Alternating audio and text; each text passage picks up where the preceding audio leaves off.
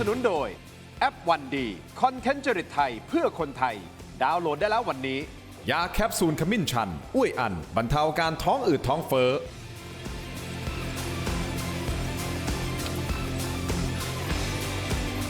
สวัสดีครับตอนรับทุกท่านเข้าสู่รายการถกไม่เถียงนะครับคุณผู้ชมครับประเด็นที่ผมจะถกวันนี้นะฮะอยากให้คุณผู้ชมตั้งใจฟังเหลือเกินนะครับว่าชายแดนไทยกัมพูชาก็กลับมา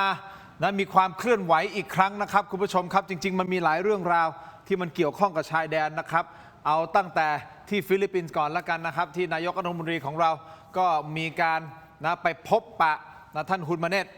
นายกรัฐมนตรีของกัมพูชาจากวันนั้นถึงวันนี้เราเข้าใจว่าน่าจะเป็นนิมิตหมายที่ดีจุดเริ่มต้นที่ดีของการที่จะพูดคุยกันทั้งสองฝ่ายนะครับโดยเรายึดถือผลประโยชน์ของเรามาเป็นอันดับแรกนะครับผลประโยชน์ของประเทศชาติมาเป็นอันดับแรกหน้าฉากเป็นอย่างนั้นแต่หลังฉากสิครับก็ได้ข่าวว่าฝั่งของกัมพูชาเองก็ค่อยๆคืบมานะฮะคืบเข้ามาดินแดนของไทยนะคืบมาเรื่อยๆประชิดมาเรื่อยๆแบบนี้นะหน้าฉากแบบหนึ่งแต่หลังฉากเขาค่อยๆคืบมาฮะแล้วล่าสุดก็มีการควบคุมตัวคนไทยแหมจะใช้คำว่าควบคุมตัวมันก็ดูเบาไปหน่อยนะจับตัวคนไทยแล้วกันแล้วเข้าสู่กระบวนการต่างๆก็กล่าวหาว่าเราเนี่ยไปลุกล้ำพื้นที่ของเขาสรุปแล้วที่หน้าฉากที่เขาคุยกันว่าอยากจะหาทางออกร่วมกันนู่นนี่นั่นแต่ทำไมหลังฉากทำกันแบบนี้คุณผู้ชมครับและข่าวใหญ่ถือว่าใหญ่มากๆนะครับเมื่อไม่กี่วันที่ผ่านมามีชาวจีนที่ขับรถและรถคว่ำโอ้โหต้องบอกว่าพระเจ้าคุ้มครองพระสยามเทวาธิราชคุ้มครองประเทศไทยใช่หรือไม่นะที่ทำให้มันมีเหตุการณ์นี้ครับใครจะไปคิดแขกรับเชิญของผมทั้งสองท่านใครจะไปคิดจากตรงนี้ไปมาคนจีนคนนี้โอ้โหสะสมอาวุธเต็มไปหมดเลยมีทั้งระเบิดมีทั้งปืนตกลงเอาไปทำอะไรล่ะครับคุณผู้ชมก็มีการพูดคุยกันว่าตกลงไปเอี่ยวกับทหาร BHQ ของกัมพูชาหรือเปล่าแต่ฝั่งกัมพูชาเขาปฏิเสธนะฮะก็แน่นอนถ้าปฏิเสธใครจะไปยอมรับล่ะถ้าสมมติเป็นทหารของ BHQ จริงๆอันนี้เราไม่รู้นะครับคุณผู้ชมน่าจะมีอะไรเท่าๆแหละนะฮะมีชุดเกราะแบบนี้แบบระเบิดด้วยนะใส่ไว้ในชุดเกราะตกลงคุณเตรียมปฏิบัติการอย่างไรก็ต้องชื่นชมเจ้าหน้าที่ตำรวจอย่างมากเลยนะในเหตุการณ์นี้นะครับที่เขาผิดสังเกตเขาจับได้ว่าผิดสังเกตก็เลยค้นรถเลยไปเจอแล้วไปค้นที่บ้านไปเจอคุณผู้ชมครับเอาแหละประเด็นไทยกัมพูชาแน่นอนเป็นประเด็นหลักที่เราจะพูดคุยกันแต่แน่นอนการเมืองของเราก็ยังต้องคืบหน้าต่อด้วยนะฮะก็ต้องติดตามกันต่อไปนะครับก็เป็นควันหลงของท่านทักษิณชินวัตรที่ออกมาจากเรือนจำแล้วนะครับท่านก็มีประโยคเด็ดก็คงไม่ต้องย้ำกันละฮะที่บอกว่าจำศีลไปนะจำศีลแล้วก็จะไม่ยุ่งเกี่ยวกับขอพักผ่อนอะไรก็แล้วแต่สุดท้ายสุดจะเป็นอย่างนั้นจริงหรือไม่ท่านบอกว่าท่านเป็นอัลไซเมอร์หรือเปล่านะจำอะไรไม่ได้ตกลงมันเป็นการส่งสัญญาณอะไรออกมาหรือไม่ติดตามกันนะครับวันนี้ขอแนะนำแขกรับเชิญของผมก่อนนะครับท่านแรกแนะนำตามความอาวุโสตามความอาวุโสแกนนำคณะเรารวมประชาชนนะครับคุณจตุพร พรหมพันธ์ครับสวัสดีครับคุณตัวครับอีกท่านหนึ่งครับอาจารย์พิเศษมหาวิทยาลัยธรรมศาสตร์วิชาการสื่อสารทางการเมืองนะครับอาจารย์โก้นะครับอาจารย์วรนัยวณิชกะครับสวัสดีครับอาจารย์ตามอาวุโสอาจารย์โก้สะดุ้งนิดนึงอาวุโสจะมาทางนู้นความจริงต้องเรียกอาจารย์โก้ก่อนอาจารย์โก้แนะนำอาจารย์โก้ก่อนทำไมตามอาวุโสตามอาวุโสอาวุธอายุพี่ตู่นะครับเอาอย่างงี้คุณผู้ชมเรื่องของปืนก่อนก็คือเรื่องของนายหมิงเนี่ยผมเรียกว่าหมิงแล้วกันนะฮะมันเป็นเหตุการณ์ที่มันสะท้อนอะไรบางอย่างซึ่งก็ต้องไปสืบหาข้อเท็จจริงก่อนว่าสรุปสุดท้ายมันคือมีแรงจูงใจอะไรที่มีการสะสมอาวุธแบบนี้แต่มันเป็นสิ่งที่เราเคยพูดคุยกันในรายการมาก่อนนะครับบอกว่าเราก็จะต้องระวังเพราะมันมีคนหลั่งไหลเข้ามาในประเทศเราเยอะแล้วก็ไม่ว่าจะเป็นกรณีของอิหร่านกับสหรัฐใช่ไหมครับเราก็จะเห็นคนหลั่งไหลเข้ามาด้วยแล้วก็กังวลว่ามันจะมีการก่อเหตุในประเทศไทยหรือเปล่าซึ่งที่ผ่านมามันเคยมีประวัติถูกต้องไหมครับแต่ครั้งนี้เป็นคนจีนพี่ตู่มองประเด็นนี้ยังไงคือการที่พบตรเนี่ยท่านกรุณาบอกว่าในเจ้าเนี่ยเป็นคนชอบสะสมอาวุธในอดีตเราอาจจะเห็นคนชอบสะสมปืนเช่นดาบงาช้างบ้างอะไรบ้างก็พอที่จะอนุมานว่าเขาชอบสะสมครับแต่ที่เราไม่เคยเจอว่ามันชอบสะสมC4ด้วยมันประเภทไหนแต่ว่าผมอาจจะมองพบตรอีกอย่างหนึ่งก็ได้ว่ายังไงฮะพูดเพื่อเบี่ยงเบนประเด็นไปอีกทางนะครับครับ เพื่อจะดำเนินการสอบสวนสืบสวนเนี่ยคืออาวุธนั้นเนี่ยนะครับต้องดูว่าหนึ่งอะไรที่เป็นของในประเทศเช่นพบเบื้องต้นว่าปืนตำรวจที่มาจำนำแล้วก็อาวุธบางส่วนที่เป็นของกองทัพไทยด้วย ทีนี้ส่วนไหนที่ไม่ใช่ของกองทัพไทยแล้วก็ใช้ที่กองทัพกัมพูชา โดยเฉพาะหน่วย BSQ ที่ว่านี้ก็ต้องแยกแยะ เพราะว่ามันผิดธรรมชาติลักษณะมันไม่ใช่สะสม แต่เป็นลักษณะของการเตรียมการ แต่เพียงแต่ว่าบ้านเมืองเราก็ถ้าเราพูดว่ามีสิ่งศักดิ์สิทธิ์ให้พบสิ่งนี้เนี่ยเพราะไอ้จำนวนที่ว่านี้เนี่ยนะครับก็น้องๆคลังแสงย่อมๆนะครับที่จะทำให้คนบาดเจ็บล้มตายร่วมร้อยได้นะครับกับปริมาณที่เห็นกันอยู่เนี่ย ครับ ผมว่านี่นะครับทางการไทยฝ่ายความมั่นคงเนี่ยคุณจะพูดหน้าฉากกี่อย่างหนึ่งไม่มีปัญหานะครับบางทีก็พูดซ้ายเพื่อดำเนินการขวานะครับเพื่อที่จะกลบเรื่องราวเพราะว่าที่พบตรสรุปมันง่ายไปผมก็ยังมองท่านในแง่ดีอยู่นะว่าท่านต้องการจะเบี่ยงเบนประเด็นเพื่อดำเนินการสืบสวนสอบสวนแต่ข้อเท็จจริงอย่างไรนั้นเนี่ยนะครับรัฐจะต้องออกมาตรการป้องกันและต้องขยายผล เพราะไอ้ที่เตรียมตัวเตรียมการนั้นเนี่ยนะครับมันก่อเหตุหลายที่นะครับในที่เกิดเหตุการณ์ในโลกเนี่ย ครับ ก็มีลักษณะแบบเนี้ยนะครับนอกจากกรณีของไอ้ชาวจีนคนนี้แล้วเนี่ยยังมีคนอื่นอีกหรือไม่ผมว่าเป็นเรื่องที่ต้องกังวลใจและดูเบาไม่ได้เลย เราไม่ตื่นตระหนกเกินไปใช่ไหมฮะหมายถึงว่า ไม่ ที่บอกว่าเราเบาไม่ได้คือหมายถึงว่า คืออย่างนี้นะครับเราดูเนี่ยไอ้นี่มันไม่ใช่สะสมคือนะครับคุณทินเนี่ยเอาระเบิดC4ไปสะสมให้คนชอบสะสมพระ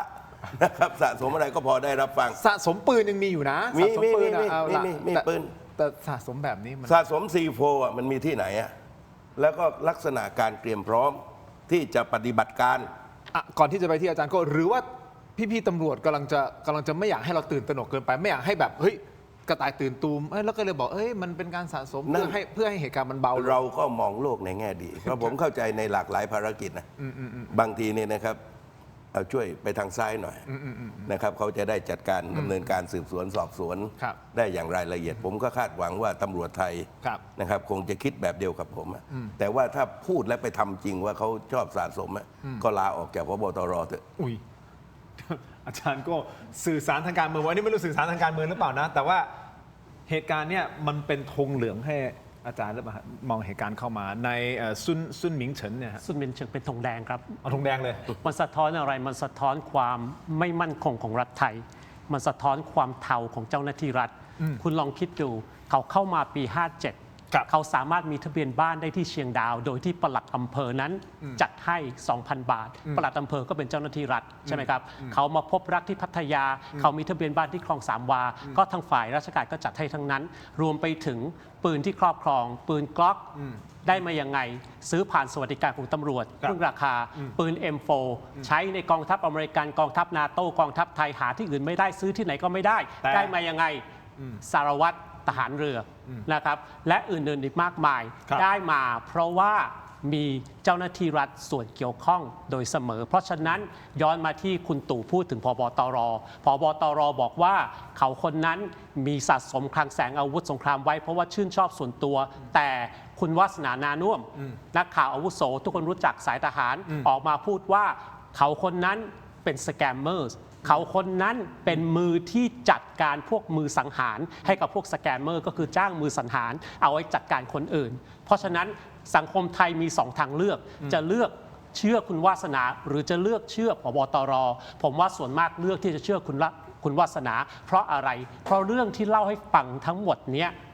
มันสอนให้เห็นว่าณตอนนี้ปัจจุบันนี้เป็นเรื่องที่น่าเศร้าใจอย่างมากนั่นก็คือสังคมไทยไม่สามารถที่จะไว้เนื้อเชื่อใจเจ้าหน้าที่รัฐหน่วยงานราชการได้ บวกไปถึงนะครับที่ผมพูดถึงว่ามันสะท้อนความไม่มั่นคงมันสะท้อนความเน่าความเทาของเจ้าหน้าที่บวกไปถึงเรื่องชาวอิสราเอลโรงเรียนนอกระบบ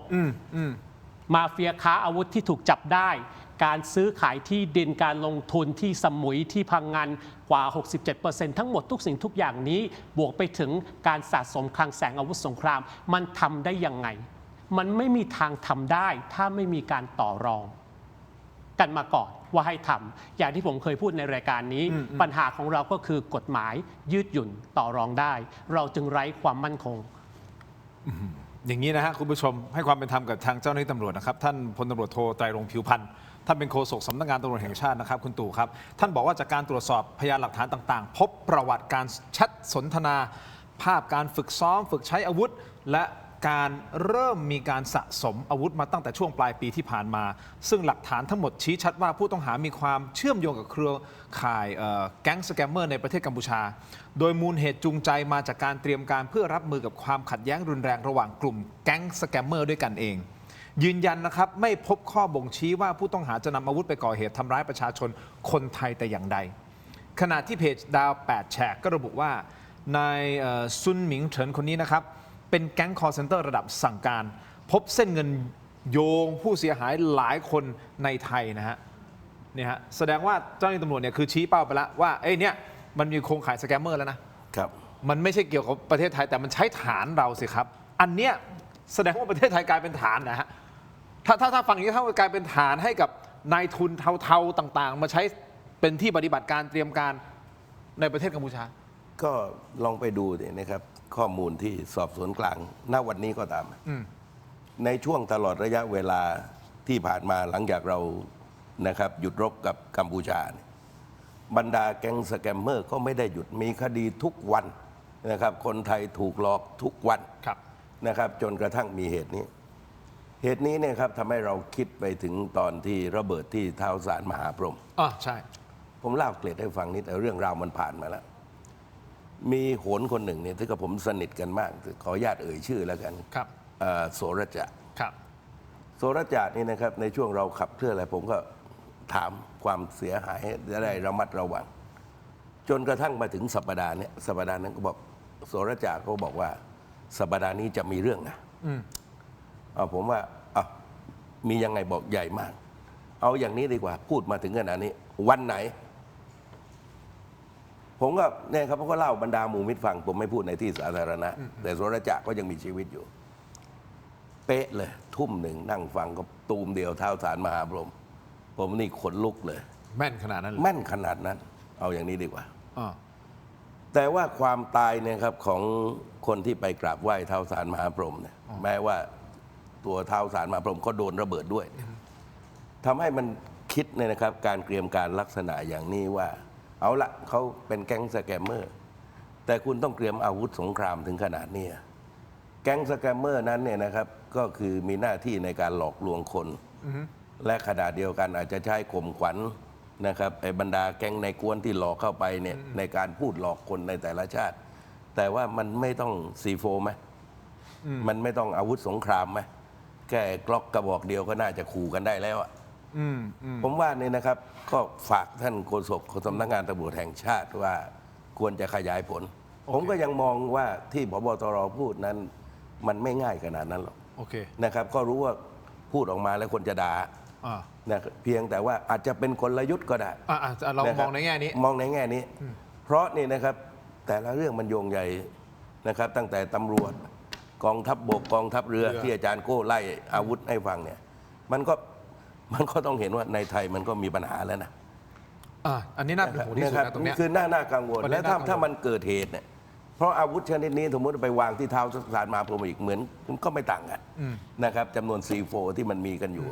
เพราะฉะนั้นเนี่ยนะครับผมก็ฝากฝ่ายความมั่นคงและในส่วนของรัฐบาลที่ดูแลเรื่องนี้มันต้องขยายผลเพียงแต่ว่าไม่ต้องกระเริกก็ได้เอาผลนะเอาผลที่จะเข้าไปจัดการได้คุณจะพูดเบี่ยงซ้ายเบี่ยงขวาเนี่ยนะครับผมถือว่าเป็นการทำหน้าที่เป็นศิลปะการสืบสวนสอบสวนก็แล้วกันนะครับแต่ว่าเป้าหมายนั้นต้องขยายไปว่าอาวุธที่มาเหล่านี้มันกระจายไปที่ไหนอีกนะครับเพราะเป็นความที่ต้องคิดต้องเผื่อไว้นะครับเพราะว่าคนที่ไม่รู้อิโนอิเนในที่ชุมชนเนี่ยนะครับหนาแน่นใครเอากระเป๋าไปวางใบใครจะรู้นะครับเหมือนที่ท้าวสารมหาพรหมดูภาพย้อนหลังดูนะครับมันไม่ควรจะเกิดเหตุนะครับเพราะฉะนั้นผมว่าก็ดูฝีมือตำรวจอย่าสรุปตามที่พูดนะครับเพราะว่าผมไม่เชื่อว่าเป็นอย่างนั้นครับคุณผู้ชมครับจากการตรวจค้นบ้านพักของนายเหมิงคนนี้นะฮะหมิงขออภัยหมิง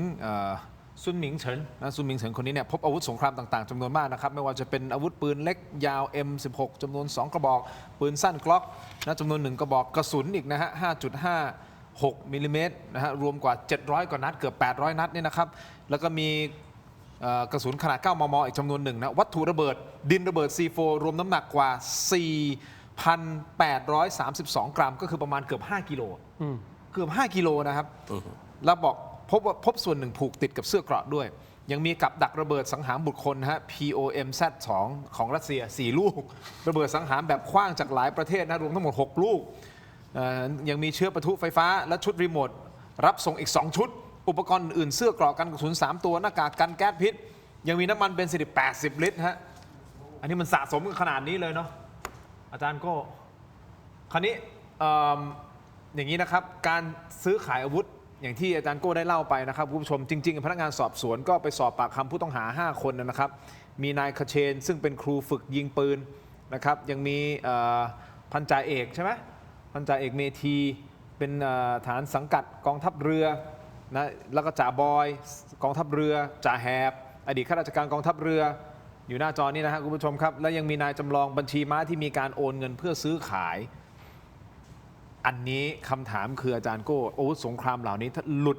ออกมาจากช่องทางที่เกี่ยวข้องกับเจ้าหน้าที่รัฐที่บอกใบเมื่อสักครู่นี้นะครับอันนี้อาจจะเป็นแค่ยอดภูเขาน้ำแข็งหรือเปล่าอาจารย์โก้มองว่า this is only the tip of the iceberg จริงๆข้างล่างมันอาจจะมากกว่านี้อีกหรือเปล่ามันโยงไปได้นะครับแต่ก่อนอื่นถ้ามันสะสมจริงนะครับผมจะเชื่อถ้านี่เป็นอเมริกาและนั่นเป็นคนอเมริกันเพราะคนอเมริกันจะชอบสะสมอาวุธสงครามแบบนี้มันจะเป็นพวกบ้าๆที่เชื่อว่าสักวันหนึ่งจะมีซอมบี้อพอคาลิปส์เพราะฉะนั้นต้องเตรียมพร้อมแต่ที่นี่ไม่ใช่อเมริกานี่ไม่ใช่คนอเมริกันนี่คือจีนเทานี่คือประเทศไทยนี่คือ tip of the iceberg จริงๆเพราะฉะนั้นเขาจึงมีการโยงไปถึง BHQ ของกัมพูชามันไม่ใช่บุคคลคนเดียวแน่นอนที่จะต้องมีอาวุธสงครามเยอะขนาดนี้เพราะฉะนั้นและถ้าโยงไปกับพวกสแกมเมอร์มันก็ make sense แต่ถ้าเราเข้าใจ BHQ เดี๋ยวจะเล่าให้ฟังในเบรกอื่นก็ได้ BHQ ก็โยงกับสแกมเมอร์เหมือนกันโอเคงั้นเดี๋ยวผมขอเนี่ยพักสักครู่สั้นๆนิดเดียวนะ BHQ สแกมเมอร์อาจารย์โก้เดี๋ยวขยายความเพิ่มเติมในประเด็นนี้นะครับคุณผู้ชมครับและคุณตู่จตุพรในฐานะก็เคยคุ้นเคยกับคุณฮุนเซนนะฮะ BHQ มีข้อมูลอะไรมากน้อยแค่ไหนยังไงพักสักครู่นะครับช่วงหน้ากลับมาติดตามครับ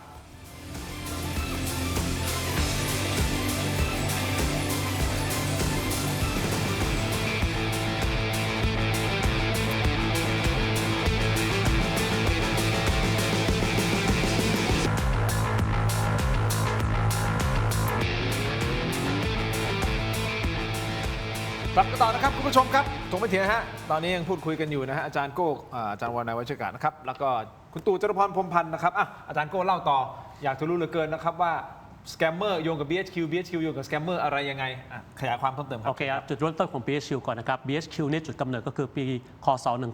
1997ก่อนหน้านั้นกัมพูชามี2นายกนะครับมีฮุนเซนกับมีเจ้านรดมรณฤทธิ์แต่ฮุนเซนนั้นปฏิวัติรัฐประหารเจ้านรดมรณฤทธิ์โดยใช้กองกำลังนี้ที่เรียกว่า BHQ ก็แปลว่า Bodyguard Headquarters ก็คือกองกำลังส่วนตัวของฮุนเซนทีนี้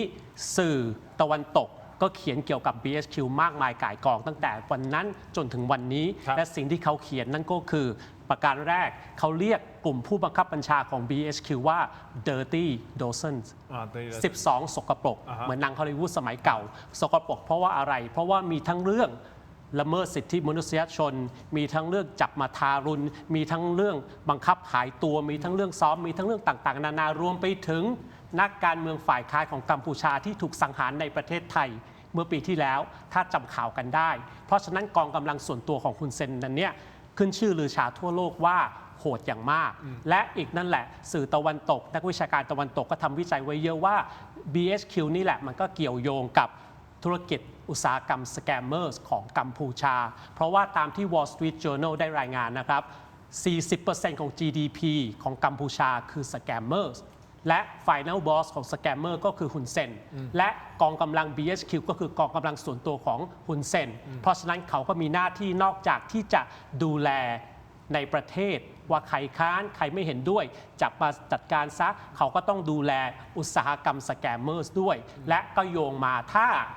ชาวจีนคนนี้พูดชื่อจีนอีกทีเดี๋ยวผมพูดไม่ได้ซุนหมิงเฉิน ซุนหมิงเฉินโอเค ซุนไม่ใช่ซันนะฮะซุนหมิงเฉิน ซุนหมิงเฉิน ใช่ไหมครับถ้าเขาเป็นพวกสแกมเมอร์จริงและณตอนนี้หลักฐานมันสอไปทางนั้นแน่นอนเขาก็จะต้องต่อโยงเกี่ยวโยงกับ BHQ เพราะทุกสิ่งทุกอย่างนั้นมันพีระมิดอันเดียวกันและยอดพีระมิดก็คือฮุนเซนอันนี้เป็นวิเคราะห์สันนิษฐานหลักฐานออกมาขนาดไหนเราก็ว่ากันคุณตู่มองยังไง BHQ มันเกี่ยวมีสิทธิ์ไหมมีโอกาสเป็นไปได้ไหมครับคืออย่างนี้คือผมมองว่าถ้าไอ้เจ้าหมิงเนี่ยมันทั้ง BHQ ตำรวจทหารบกทหารเรือของไทยด้วยเนี่ยไอ้นี่จะกลายเป็นมนุษย์ที่อันตรายมากคือหมายถึงว่าเป็นตัวเชื่อมกำลังของทั้งสองชาติในเรื่องที่ผิดกฎหมายทีนี้เรื่อง BHQ นั่นเนี่ยนะครับที่ทางอังเคิลเขาออกแบบไว้เนี่ยคือลูกชายฮุนมาเน็ตเนี่ยจบโรงเรียนนายร้อยเวสต์พอยต์เนี่ยแล้วก็ฮุนมานีเนี่ยเขาให้ไปดูแลกองทัพแห่งชาติแต่ว่าไอ้ BHQ เนี่ยเขาก็จะใช้มิตรร่วมรบนะครับที่ปลดปล่อยพนมเปญจากเขมรแดงเนี่ยมาทำหน้าที่แต่แน่นอนที่สุดนั้นเนี่ยนะครับคนทั่วไปเข้าใจว่า BHQ นะครับจะเหนือกว่ากองทัพทุกประการแต่ว่าความที่เหนือชั้นของเขาว่ากองทัพแห่งชาตินั้นเขาไม่ได้ปล่อยเบ็ดเสร็จเด็ดขาดให้ตระกูลของเตียบันเพราะว่าเอาฮุนมาเน็ตเข้าไปบริหารการจัดการก่อนที่จะเป็นนายกรัฐมนตรีและฮุนมานีก็ดูแลเรื่องปืนใหญ่แล้วก็วิวัฒนาการเติบโตกันตามลำดับครับทีนี้เนี่ยนะครับคือณขณะนี้เนี่ยกรณีของไอ้เจ้าหมิงเนี่ยซึ่งก็เป็นความที่น่ากลัวว่าในแต่ละกองทัพเนี่ยนะครับไม่ว่าในฝั่งไทยหรือฝั่งกัมพูชาเนี่ยมันมีนายทหารนะครับประเภทพันอย่างนี้กันอยู่ผมยกตัวอย่างว่าตอนเกิดเหตุการณ์ปล้นปืนที่ปีเหล็งที่จำเลยคนเดียวศาลก็ยกฟ้องกันเป็นเหตุความไม่สงบใน3 ชายแดนภาคใต้พอไปพิสูจน์ปืนที่หายเนี่ยนะครับไอ้ที่วางปืนมันมีหยักย่ายขึ้นแปลว่าปืนมันถูกเอาออกก่อนการปล้นเห็นไหมในกรณีนี้ก็เหมือนกันไม่งั้นเราก็จะไปวิตกกับ BHQ จนเกินเหตุนะครับเพราะว่าสงครามได้พิสูจน์การต่อสู้การรบกันมาแล้วทีนี้เนี่ยนะครับถ้าว่าคนที่เชื่อมกับ BHQ ได้แล้วล้วงไปอาวุธไปยังทหารของกองทัพเราได้เนี่ยเราอยู่ในสถานการณ์ที่มันเปราะบางมากนะคือผมไม่ได้สนใจ BHQ เท่าไหร่หรอกผมสนใจว่าในกองทัพเนี่ยอาวุธมันรั่วเหล่านี้ได้ยังไงคือแม้กระทั่งนะครับตำรวจไทยในยุคที่ต้องจำนำปืนแล้วก็ปืนจงกระทั่งปืนที่จำนำหลุดมาถึงไอ้เจ้าหมิงเนี่ยหรืออาจจะเป็นแค่ส่วนตัวคือร้อนเงินต้องการใช้เงินก็ขายอาวุธไอ้นั่นนะครับไอ้ปืนกระบอกนี้ก็ไม่ถึงขนาดว่าไม่ถึงขนาดแต่ว่าเพื่อมันสะท้อนให้เห็นว่าเราอยู่ในยุคตำรวจต้องจำนำปืนแล้วนะครับคนร้ายจำนำปืนนี่ไม่ว่าแต่ว่าอาวุธที่หลุดมาจากกองทัพเนี่ยผมว่าทางนะครับกองทัพเองก็ต้องหมั่นตรวจตราเช็คสต็อกนะครับเพราะว่าบทเรียนที่ปีเหล็งเนี่ยนะครับที่มันเป็นปัญหาทั้งปวงพอมาสะท้อนเคสนี้เนี่ยคือถ้ามันอาวุธมาจากกัมพูชาทั้งหมดไอ้นี่ไม่เป็นปัญหานะครับก็จะสรุปความกันได้แต่นี่ของในเราก็มีนะครับแล้วก็บางอย่างก็สงสัยว่ามาได้อย่างไรผมว่านี่นะครับไอ้พวกไอ้แก๊งสแกมเมอร์เนี่ยวันนี้เนี่ยครับมันต้องคิดอ่านว่ามันอาจจะใหญ่กว่าไอ้เรื่องไอ้สแกมเมอร์เรื่องหลอกลวงคนไอ้ทฤษฎีการก่อการร้ายเนี่ยเราปฏิเสธไม่ได้ว่ามันจะเป็นชนวนได้ตลอดผมยกตัวอย่างว่าสมมุติว่าต้องการให้รอบใหม่เนี่ยอาวุธเท่านี้ในก่อชนวนได้เลยเกิดฟาดเข้ามาใส่ทหารไทยเข้าเนี่ยนะครับก็เริ่มสงครามใหม่กันอีกรอบนะครับหรือยิงจากฝั่งไทยฟาดกัมพูชานุ่งก็ซัดกลับมาซัดกลับไปกลับมาเนี่ยอาวุธกันนี้นะครับนอกจากคิดวางแผนวินาศกรรมกันในเมืองแล้วเนี่ยยังเป็นชนวนก่อสงครามกันได้อีกสามารถจะเป็นจุดเริ่มต้นของสงครามถูกต้องก็จำนวนขนาดนี้ซัดตุบปับวางระเบิดตูมตามเนี่ยนะครับซัดมาฝั่งไทยก็ซัดกลับซัดไปฝั่งกัมพูชาก็ซัดกลับยาวเลยเขาเนี่ยก็เหมือนเอามาอึกไปทาหัวของแพะว่ามันเกิดคันแล้วก็ชนกันใหม่นะครับแต่ว่าอารมณ์คนเนี่ยมันคับแค้นกันอยู่แล้วเนี่ยมันจะกลายเป็นสงครามรอบใหม่ก่อนที่ถึงเวลาจำเป็นผมก็วาดหวังกันว่าเนี่ยนะครับว่าสิ่งที่บปตรพูดผมไม่เชื่อคิดว่าเป็นลีลาก็แล้วกันนะครับแต่ว่าท่านอย่าคิดจริงๆขึ้นมานะแต่ว่าบทเรียนว่าอาวุธของกองทัพ ฮะ วันนี้เนี่ยนะครับไม่ว่าจะเป็นตำรวจฐานเรือฐานบกฐานอากาศอะผมว่าต้องตรวจตราเหมือนกันนะว่า เช็คสต็อกหน่อย ต้องเช็คสต็อก เช็คสต็อกหน่อย นะครับเพราะไม่ฉะนั้นปัญหามันหลุดมาได้ยังไง ใช่ นะครับ อันนี้น่า แล้ว คิด แล้วจนกระทั่งไอ้ความไม่สงบในสามจังหวัดชายแดนภาคใต้ไหมเกิดจากการลักปืนไปขายเนี่ยและจนกระทั่งนี้นะครับวินิจฉัยเรื่องผิด เพราะว่าจำเลยคดีนี้ศาลก็ยกฟ้องนะครับแล้วจนกระทั่งกลายเป็นเหตุให้คนตายหลังจากนั้นหลายพันบาดเจ็บเป็นหมื่น ครับ หมดงบประมาณกว่า500,000 ล้านไหม ครับ การตัดสินใจจากชนวนจากเรื่องไม่เป็นเรื่องนำกระจายสู่ปัญหาใหญ่ในอนาคต ก็ต้องหาข้อเท็จจริงให้เจอนะครับ แต่เรื่องของ BHQ คุณผู้ชมครับ สืบเนื่องจากว่าการขยายผลการจับกลุ่มในหมิงคนนี้นะฮะตำรวจอยู่ระหว่างการขยายผล ก็ไปพบสิ่งที่คาดว่าน่าจะมีความเชื่อมโยงกับBHQ ที่อารักขาตระกูลฮุนเซนนะฮะคุณผู้ชมครับของกัมพูชาล่าสุดฮะโฆษกสำนักงานตำรวจแห่งชาติของกัมพูชาพลโทชายกิมเคินออกมาปฏิเสธข้อกล่าวหา ข้อดังกล่าวว่าบอกว่าไม่เป็นความจริง บอกว่าการเผยแพร่ข้อมูลเท็จนี้เป็นความพยายามที่จะมุ่งร้าย เพื่อทำลายชื่อเสียงของกัมพูชา และยังมีการเตือนด้วยนะฮะบอกว่าการเผยแพร่ข้อมูลดังกล่าวอาจเพิ่มความตึงเครียด และขยายความขัดแย้ง ระหว่างไทยกับกัมพูชาให้รุนแรงมากยิ่งขึ้นอีกด้วย ฝั่งเขาพูดแบบนี้แล้วคุณผู้ชมครับ บอกว่าเราเนี่ยถ้ามาบอกว่าเป็นทหารว่าเกี่ยวข้องกับ BHQ เนี่ยคุณจะเพิ่มความตึงเครียด ผมก็ถามกลับในฐานะสื่อฮะจากฝั่งของไทยเหมือนกัน ว่าทหารกัมพูชาจับตัวคนไทย อันนี้มันทำให้ความตึงเครียดมันเพิ่มขึ้นมากกว่าหรือไม่ คุณผู้ชม ใช่ไหม เดี๋ยวพักสักครู่ ช่วงหน้ากลับมาฟังทั้งสองท่านนะครับ Hallelujah สักครู่เดียวครับ สักครู่เดียวครับ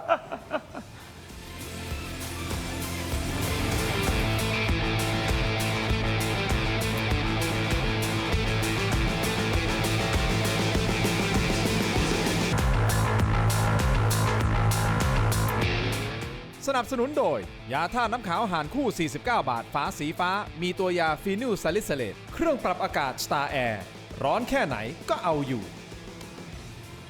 กลับมากันต่อนะครับคุณผู้ชมยังอยู่กับคุณตู่จตุพรและอาจารย์โก้อาจารย์วรนัยนะฮะอาจารย์โก้เอางี้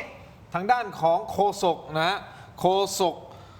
สำนักงานตำรวจแห่งชาติของกัมพูชาก็ออกมาปฏิเสธว่าเฮ้ยไม่เกี่ยวข้องกับ BHQ นะนายหมิงคนเนี้ยอย่ามาพูดทำร้ายชื่อเสียงของกัมพูชาเตือนนะว่าการเผยแพร่ข้อมูลดังกล่าวอาจเพิ่มความตึงเครียด และขยายความขัดแย้งระหว่างไทยกับกัมพูชาให้มันรุนแรงมากยิ่งขึ้น อาจารย์โก้ได้ติดตามข่าวสารระหว่างไทยกับกัมพูชาถูกต้องไหมครับ ครับผม ที่ผ่านมานะครับคนที่ทำให้สถานการณ์มันแย่ลงตลอดเวลาคือฝั่งของกัมพูชานะเท่าที่เรารู้นะใช่ไหมหาเรื่องเราตลอดเวลาเนี่ยชายแดนเราไม่สงบก็เพราะว่าเดี๋ยวคุณก็ยิงบ้างนะเดี๋ยวคุณก็หานู่นหาเนี่ยล่าสุดก็มาจับคนไทยอีกอาจารย์ก็มีความคิดเห็นในประเด็นนี้ยังไงครับเกี่ยวกับเรื่องของไอ้หมิงกับเจ้าหมิงกับ BHQ แล้วก็ที่เขาบอกว่าไม่เกี่ยวข้องกับ BHQ เขาก็พูดตามสคริปต์ แต่คุณตินก็พูดถูกนะครับ ถ้าจะพูดถึงการเพิ่มความตึงเครียดระหว่างสองประเทศ การที่มีคนโยงในประเทศไทยโยงหมิงกับ BHQ มันเรื่องเล็กมากๆ แต่เรื่องใหญ่มากๆก็คือการที่คนไทยนั้นโดนกองทัพกัมพูชาจับตัวไป เรื่องใหญ่ก็คือการที่กองทัพกัมพูชาณตอนนี้ที่เราคุยอยู่ตรงนี้ก็ยังยกทัพมาประชิดชายแดน มีรถถังมาประชิดชายแดนนั่นคือการเพิ่มความตึงเครียดอันแท้จริง เพราะฉะนั้นคำพูดของคุณกับการกระทำของคุณมันไม่สอดคล้องกัน อันนี้คือภาพเข้าใจว่าใช่ไหมทีมงาน เข้าใจว่านี่คือการฝึกกับ BHQ ป่ะภาพเมื่อสักครู่เนี้ยเนี่ยเขาปฏิเสธบอกว่าเนี่ยแล้วคุณอาจจะอะไรนะอาจจะเอาเสื้อมาใส่แล้วก็มาโยนความผิดว่ามันเป็นทหาร BHQ มาฝึกให้กับนายหมิง คนนี้นะฮะคุณผู้ชมนี่แบบเนี้ยฮะเนี่ยอันนี้คือสนามของเอกชนจากข้อมูลของท่านไตรรงค์ผิวพันธ์นะฮะท่านโฆษกสำนักงานตำรวจแห่งชาติของไทยนะครับท่านก็บอกตรงนี้เป็นพื้นที่เอกชนอาจจะเป็นไปได้ที่เขาอาจจะมาฝึกรับจ้างฝึกก็ใช้พื้นที่ฝึกของเขาเองเดี๋ยวเอกชนของไทยนี่เราฝึกโยนคว้างระเบิดได้เลยเหรอ คนนี้เข้าใจว่าน่าจะเป็นกัมพูชาป่ะคนที่ฝึกให้อยู่เนี่ยเป็นกัมพูชาแต่นี่ในประเทศไทยหรือเปล่าไม่อันนี้น่าจะกัมพูชาน่าจะกัมพูชาโอเคเอาละยังไงก็แล้วแต่คุณผู้ชมครับอย่างที่บอกไปนะฮะว่าการเพิ่มความตึงเครียดนะฮะน่าจะมาจากเรื่องของฝั่งกัมพูชาเขาประชิดเรามากขึ้นรุกเรามากยิ่งขึ้นแล้วก็ล่าสุดนะครับคุณผู้ชมจับตัวคนไทยครับวันที่ 25 เมษายนที่ผ่านมามีชาวบ้านหายตัวไปครับคนนี้ชื่อว่าลุงโยด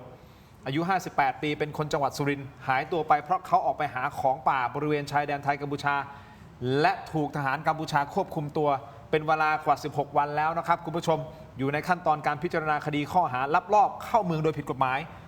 นะฮะณจังหวัดอุดรมีชัยประเทศกัมพูชานี่เป็นภาพลุงโยดนะฮะคุณผู้ชมซึ่งที่ผ่านมาทหารไทยก็เคยเจอชาวกัมพูชาหลบหนีมาไทยนะครับแต่สิ่งที่ทหารไทยทำคืออะไรรู้ไหมฮะเอ้ยอย่าเข้ามากลับไป กลับ ผลักกลับใช่ไหมผลักกลับแต่ทำไมกัมพูชาเนี่ยมาทำแบบเนี้ยคนไทยถ้าอย่างนี้มันจะไปยังไงต่อแล้วมันจะจบยังไงล่ะคุณตู่จตุพร เอาสองเรื่องก่อน ฮะ ผมว่าถ้านะครับที่ใส่เสื้อทหารที่ฝึกให้กับไอ้เจ้าหมิงเนี่ย ครับ ก็ถ้าเป็น BSQ ก็คงจะพ้นนะดูพุงก็มันก็ไม่สอดคล้องมั้ง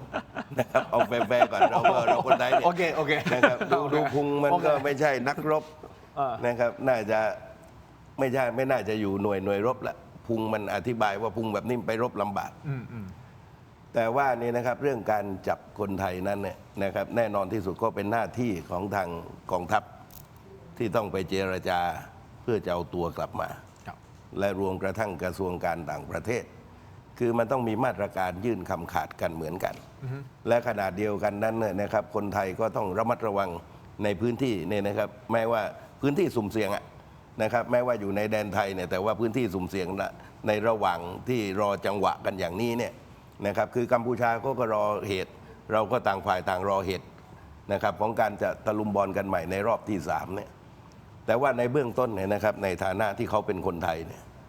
รัฐไทยต้องเอาตัวเขาออกมาโดยเร็วที่สุด ครับ นะครับมาตรการต่างๆ ควรจะเห็นความเข้มข้นนะครับอย่าให้เหมือนตอนที่ฝั่งพม่าจับลูกเรือไทยนะครับที่ว่าหลายวันคำว่าพรุ่งนี้และท้ายที่สุดนี่นะครับกว่าจะได้ปล่อยตัวก็เวลาเนิ่นนานนะครับเพราะฉะนั้นกรณีของลุงโยดที่ว่านี้นะครับทางฝั่งไทยก็ต้องได้รับคำตอบที่ชัดเจนนะครับความจริงนั้นเนี่ยนะครับ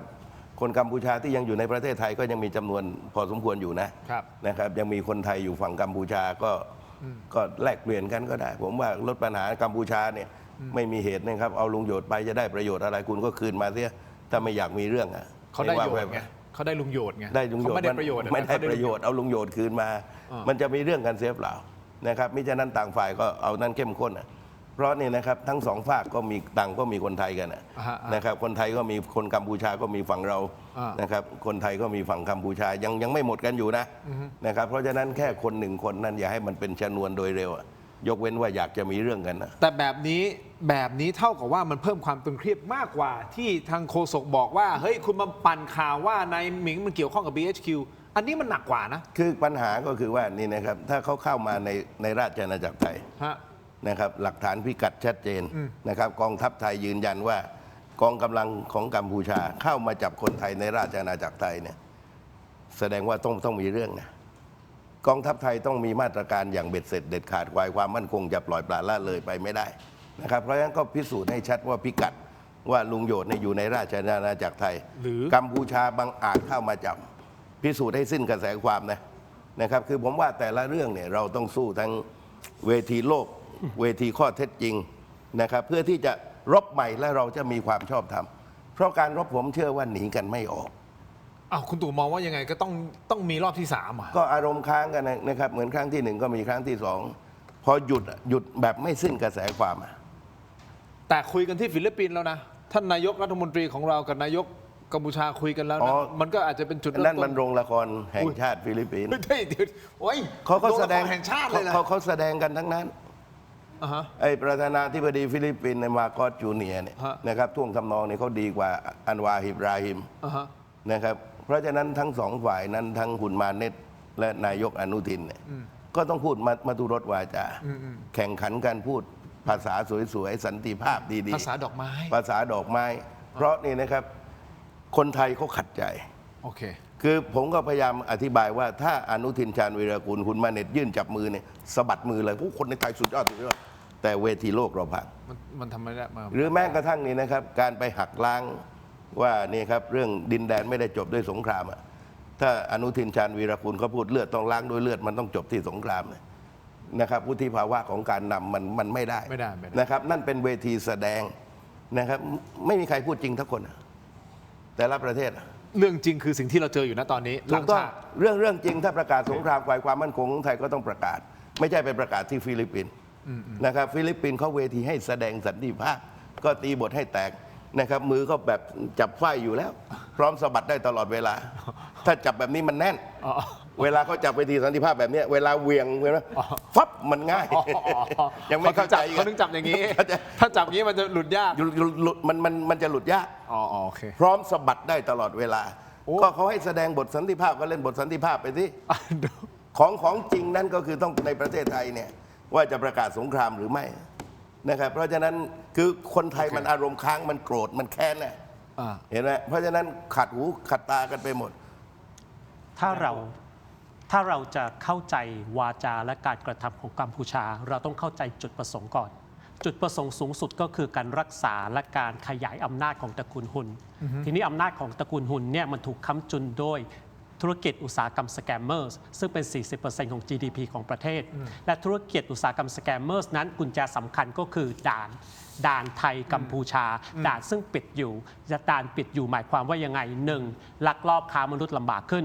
2. คนไทยจะข้ามไปเล่นคาสิโนลำบากขึ้นและคาสิโนกับสแกมเมอร์สมันคนละเรื่องเดียวกันมันอยู่ตึกเดียวกัน 3. ตามรายงานข่าวมันทำให้ฐานสแกมเมอร์สเนี่ยจะต้องย้ายจากกัมพูชาเข้ามาอยู่ในไทยแสดงว่า GDP ของเขาจะกลายเป็น GDP ของเราและอื่นๆอีกมากมายเพราะฉะนั้นเพื่อที่จะค้ำจุนอำนาจของตระกูลฮุน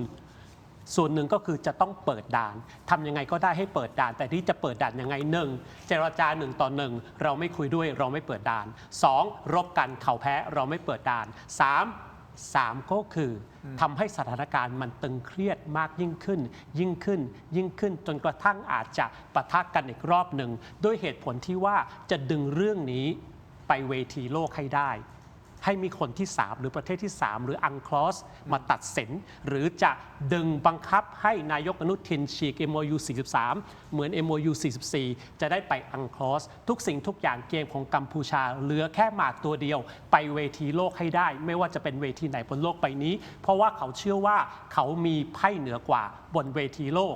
ไพ่เหนือกว่าจริงไม่จริงนั่นอีกประเด็นหนึ่งแต่เขาเชื่อว่าอย่างนั้นเพราะฉะนั้นทุกวาจาทุกการกระทำก็คือสร้างสถานการณ์บังคับให้ไปเวทีโลกให้ได้มันคือทางเดียวของเขาแล้วใช่ไหมมันคือทางเดียวของเขาเวทีโลกอย่างเดียว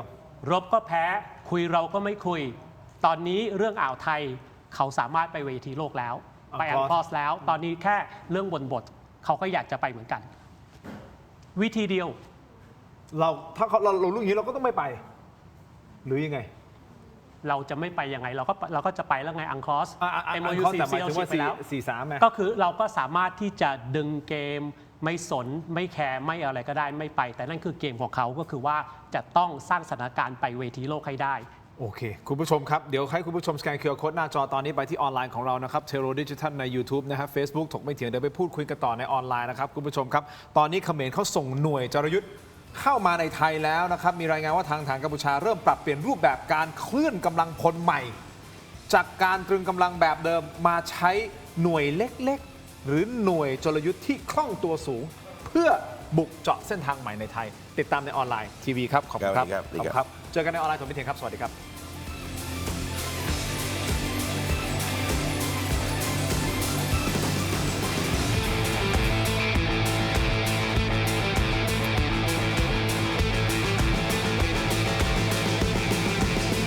เลือกสิ่งที่ใช่ตอบโจทย์ชีวิตที่ชอบ Star Air Air Solar Hybrid ใช้พลังงานจากโซลาร์เซลล์และระบบอินเวอร์เตอร์ช่วยเซฟค่าไฟได้สูงสุดถึง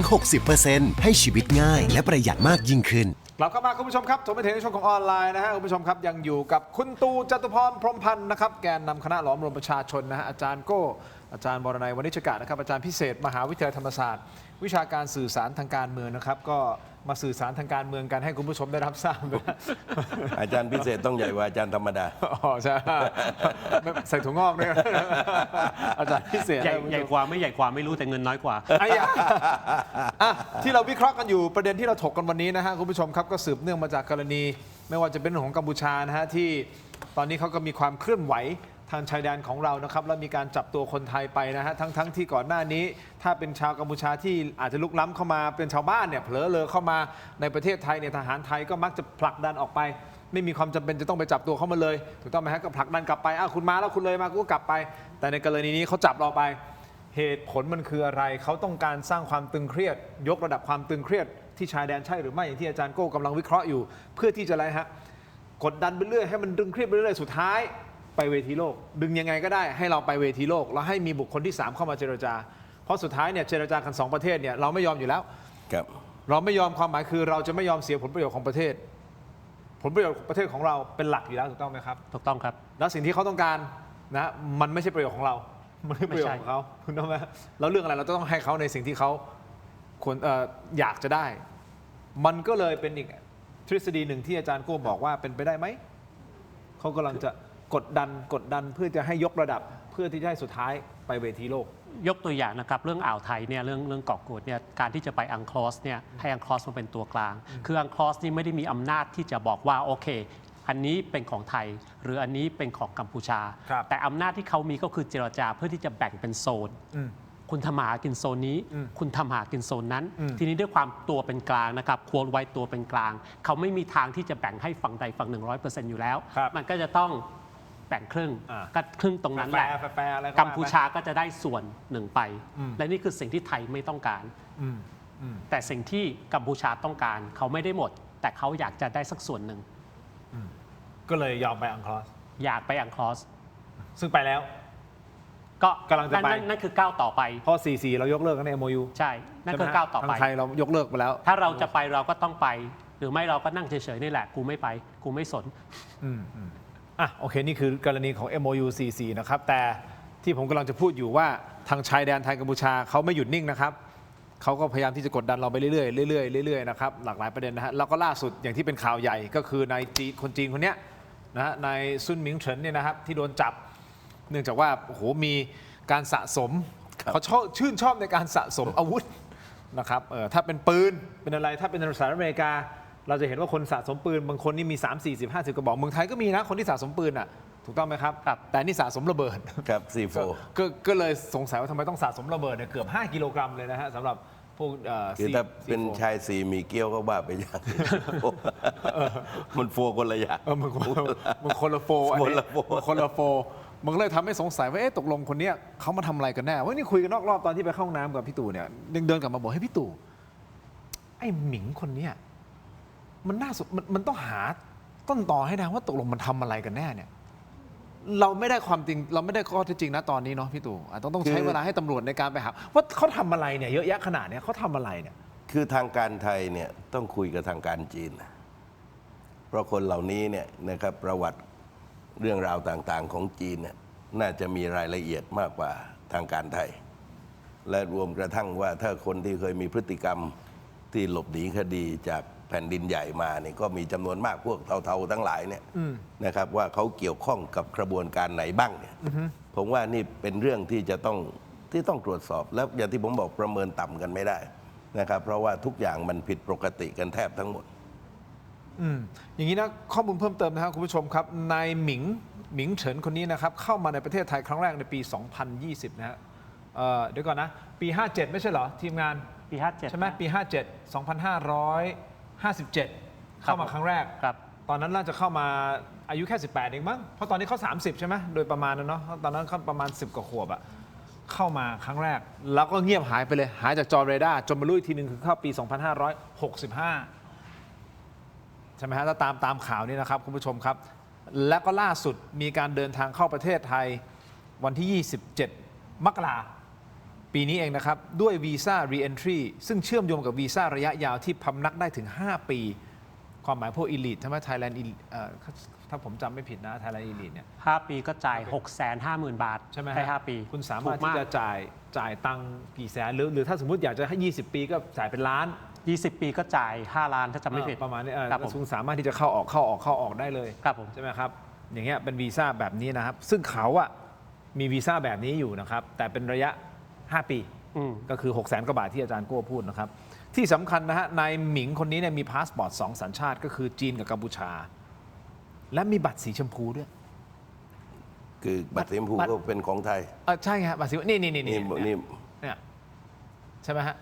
เป็นบัตรประจำตัวซึ่งไม่มีสัญชาติไทยเป็นคนบัตรของคนต่างด้าวมีชื่ออยู่ในกทมนะฮะย้ายมาจากอำเภอเชียงดาวจังหวัดเชียงใหม่เมื่อปลายปี 2565 แต่จริงๆเนี่ยพอเข้าไปขุดจริงๆเนี่ยเขาย้ายกลับไปมาระหว่างคลองสามวากับเชียงดาวเนี่ย 2-3 รอบเลยนะคือมีพิรุธเยอะมากมีพิรุธแล้วก็มีการขอใบบัตรชมพูเนี่ยทั้งหมด3 ครั้งด้วยกัน เฮ้ย และเข้าออกประเทศของเรานะครับ50 กว่าครั้ง อ่าฮะ ไปมาเลบ้างไปสิงคโปร์บ้างไปเกาหลีใต้บ้างไปอินโดบ้างเข้าออกตลอดเวลาและที่สำคัญก็คือว่ามีบัญชีธนาคารหลายบัญชี แต่ผมรู้เพียงแค่บัญชีเดียวนะครับจากธนาคารอันหนึ่ง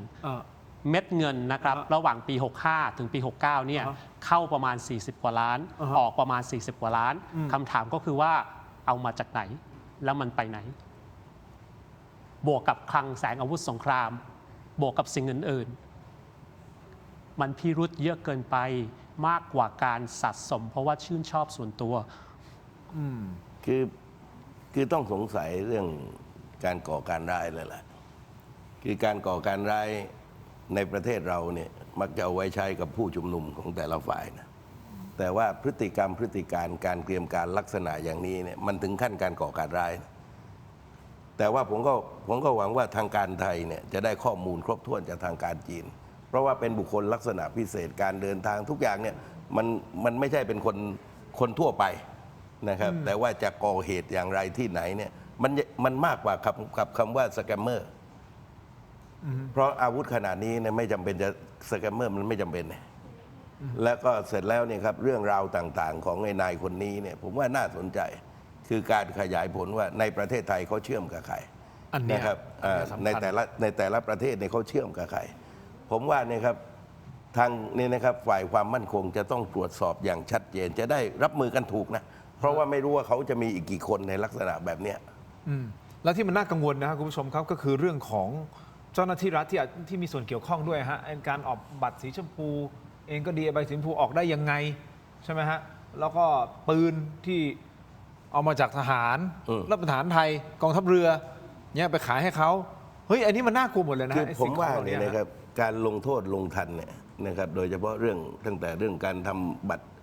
สีชมพูบัตรประชาชน หรือแม้กระทั่งการเอาอาวุธมาเนี่ยผมว่าเนี่ยครับกฎหมายเนี่ยมันต้องเข้มและต้องลงโทษสถานหนักเพราะว่านำพาให้คนไทยที่ไม่รู้อิโหนอิเหน่สุจริตชนทั้งหลายเนี่ยเขาต้องระมัดระวังตัวและเดือดร้อนไอ้นี่เนี่ยนะครับถ้ามันไม่มีเหตุรถคว่ำเนี่ยแล้วไปเกิดเหตุเนี่ยนะครับความเสียหายมันจะขนาดไหน ถูกฮะคุณผู้ชม อย่างนี้นะครับเมื่อวานนี้เนี่ยคุณอนุทินชาญวีรกูลนะฮะท่านนายกรัฐมนตรีก็ได้ให้สัมภาษณ์ถึงกรณีการโอนสัญชาติด้วยนะฮะคือโอนสัญชาติอย่างนี้ คือนายคนเนี้ยนายหมิงเฉินเนี่ยนะฮะเขามีบัตรสีชมพูใช่ไหมครับแล้วหลังจากนั้นน่ะเริ่มมีกระแสข่าวว่านายหมิงเฉินคนเนี้ยมีบัตรประชาชนไทยด้วย พร้อมเลข 13 หลัก โดยเพจเพื่อนตำรวจได้มีการเผยแพร่ภาพบัตรประชาชนของชายคนหนึ่งนะ อันนี้ ซึ่งชื่อเนี่ยไม่ใช่หมิงเฉินนะฮะไม่ใช่หมิงเฉินนะคุณผู้ชมครับแต่เป็นเฉิงเจ้าอู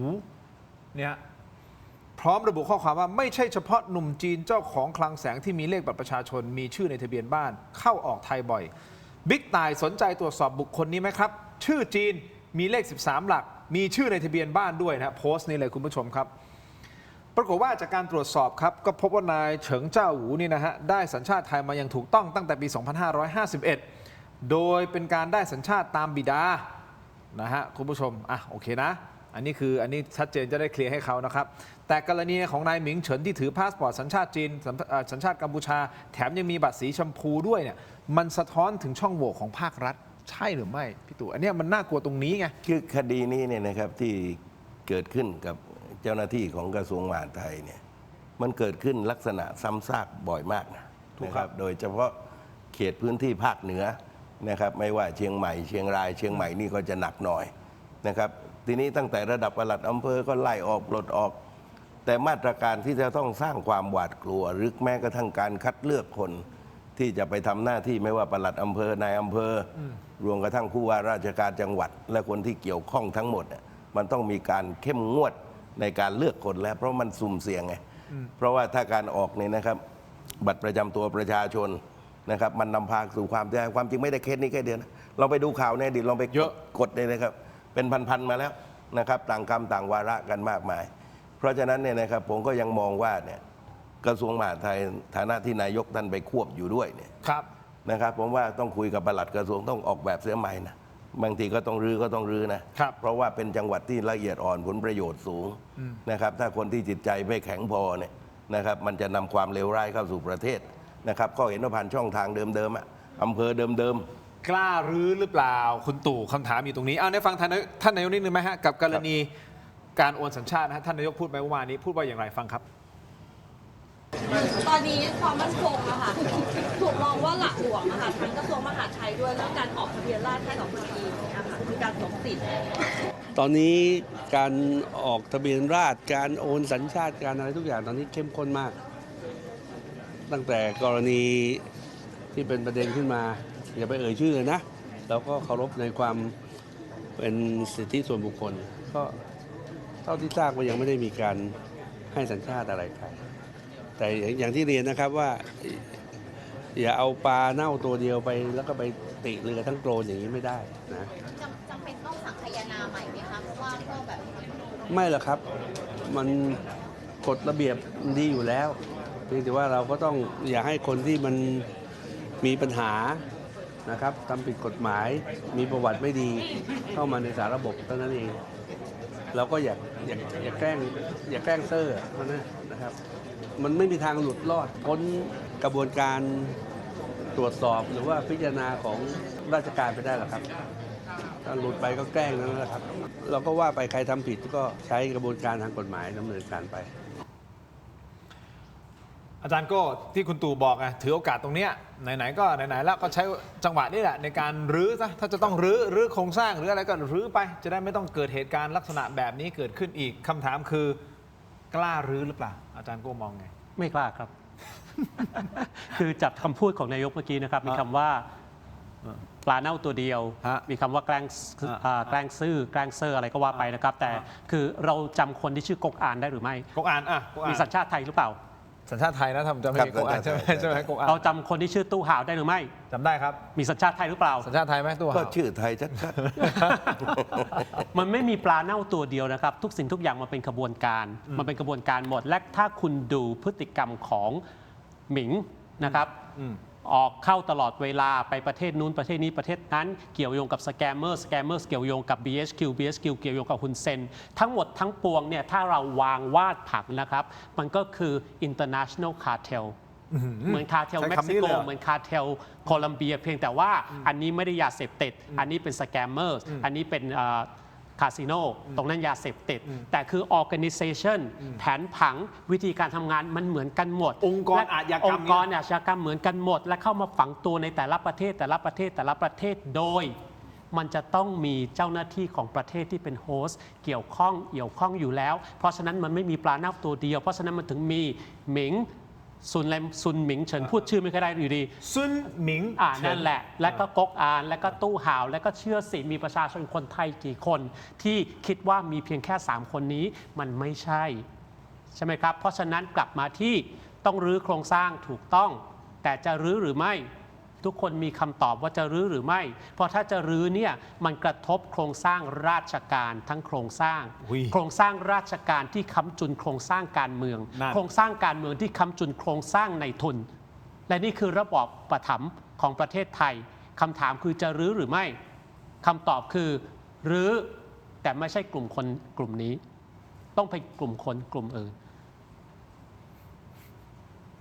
แล้ววันนี้เนี่ยเราพูดถึงชื่อจีนทั้งนั้นเนาะแล้วใครจะไปรู้วันข้างหน้าอาจจะมีชื่อที่ไม่ใช่ชื่อภาษาจีนนะ เชื่อผมสิชื่ออิสราเอลก็มี อาจจะมีชื่อภาษา ชื่ออิสราเอลก็มีชื่อฝรั่งเศสก็มีชื่อเยอรมันก็มี ชื่อรัสเซียชื่อ ผมอยู่ในวงการชาวต่างชาติผมรู้ ๆ คือ เชิญ คือคนที่มีสถานะที่จะได้สัญชาติไทยเนี่ยแบบดีๆเนี่ย โคชเชไง นะครับถูกต้องแบบโคชเช 20 ปีไง กว่าที่เขาจะได้ ครับ แต่ว่านี่นะครับกับคนที่จะมาสร้างปัญหาให้กับชาติ ครับ ความจริงเนี่ยสัญชาติไทยเนี่ยไม่ใช่ได้กันง่ายๆนะครับ นะครับมีขั้นตอนอะไรกันมามากมาย นี่ไม่นับเรื่องการปลอมแปลง ครับ นะครับลองการปลอมแปลงเนี่ยเหมือนเป๊ะ แล้วก็เอาชื่อคนที่ตายหรืออะไรมาเปลี่ยนอะไรเลขนั่นมันไม่ได้มีปัญหากับระบบปลอมนะยกเว้นว่ามันจะมีปัญหาตอนมีเรื่องอีกทีเท่านั้นเองทีนี้เนี่ยนะครับภายใต้สถานการณ์ของประเทศไทยนี่เปราะบางมาก นอกจากเราเจอปัญหาจีนเทาซึ่งก็หนักนะนี่เรากำลังรับมือกับเรื่องอิสราเอลซึ่งตัวเลขที่น่ากลัวคือกำลังของเขาคือคนอิสราเอลทุกคน เป็น ไม่ว่าหญิงชายต้องเป็นทหารนะถ้าตัวเลขเหมือนอย่างที่ทูตเขาบอกจำนวน 400,000เนี่ยน่ากลัว ตัวเลขมากกว่าทหารไทยที่รบได้ซะอีกนะทีนี้เนี่ยนะครับพื้นที่เกาะพังงานวันนี้กรมทะเบียนการค้าตม.ก็ยอมรับใช้นอมินีในการจดทะเบียนแทน นี่ก็รับแต่ว่าก็แค่เล่าสู่กันฟัง เกาะพังงานเนี่ยนะครับไม่กี่วันก็หมดเกาะสมุยก็หมดเกาะนะครับภูเก็ตหรือพื้นที่อื่นๆปลายเนี่ยก็ไปไกลแล้วนะครับปัญหาก็คือว่าในขณะที่เกิดเหตุขณะนี้ยังยากถ้าปล่อยไปสักพักเนี่ยนะครับเราจะเสียดินแดนแต่ว่าอยู่ในประเทศไทยนะแต่ว่าคนไทยเข้ายากแล้ว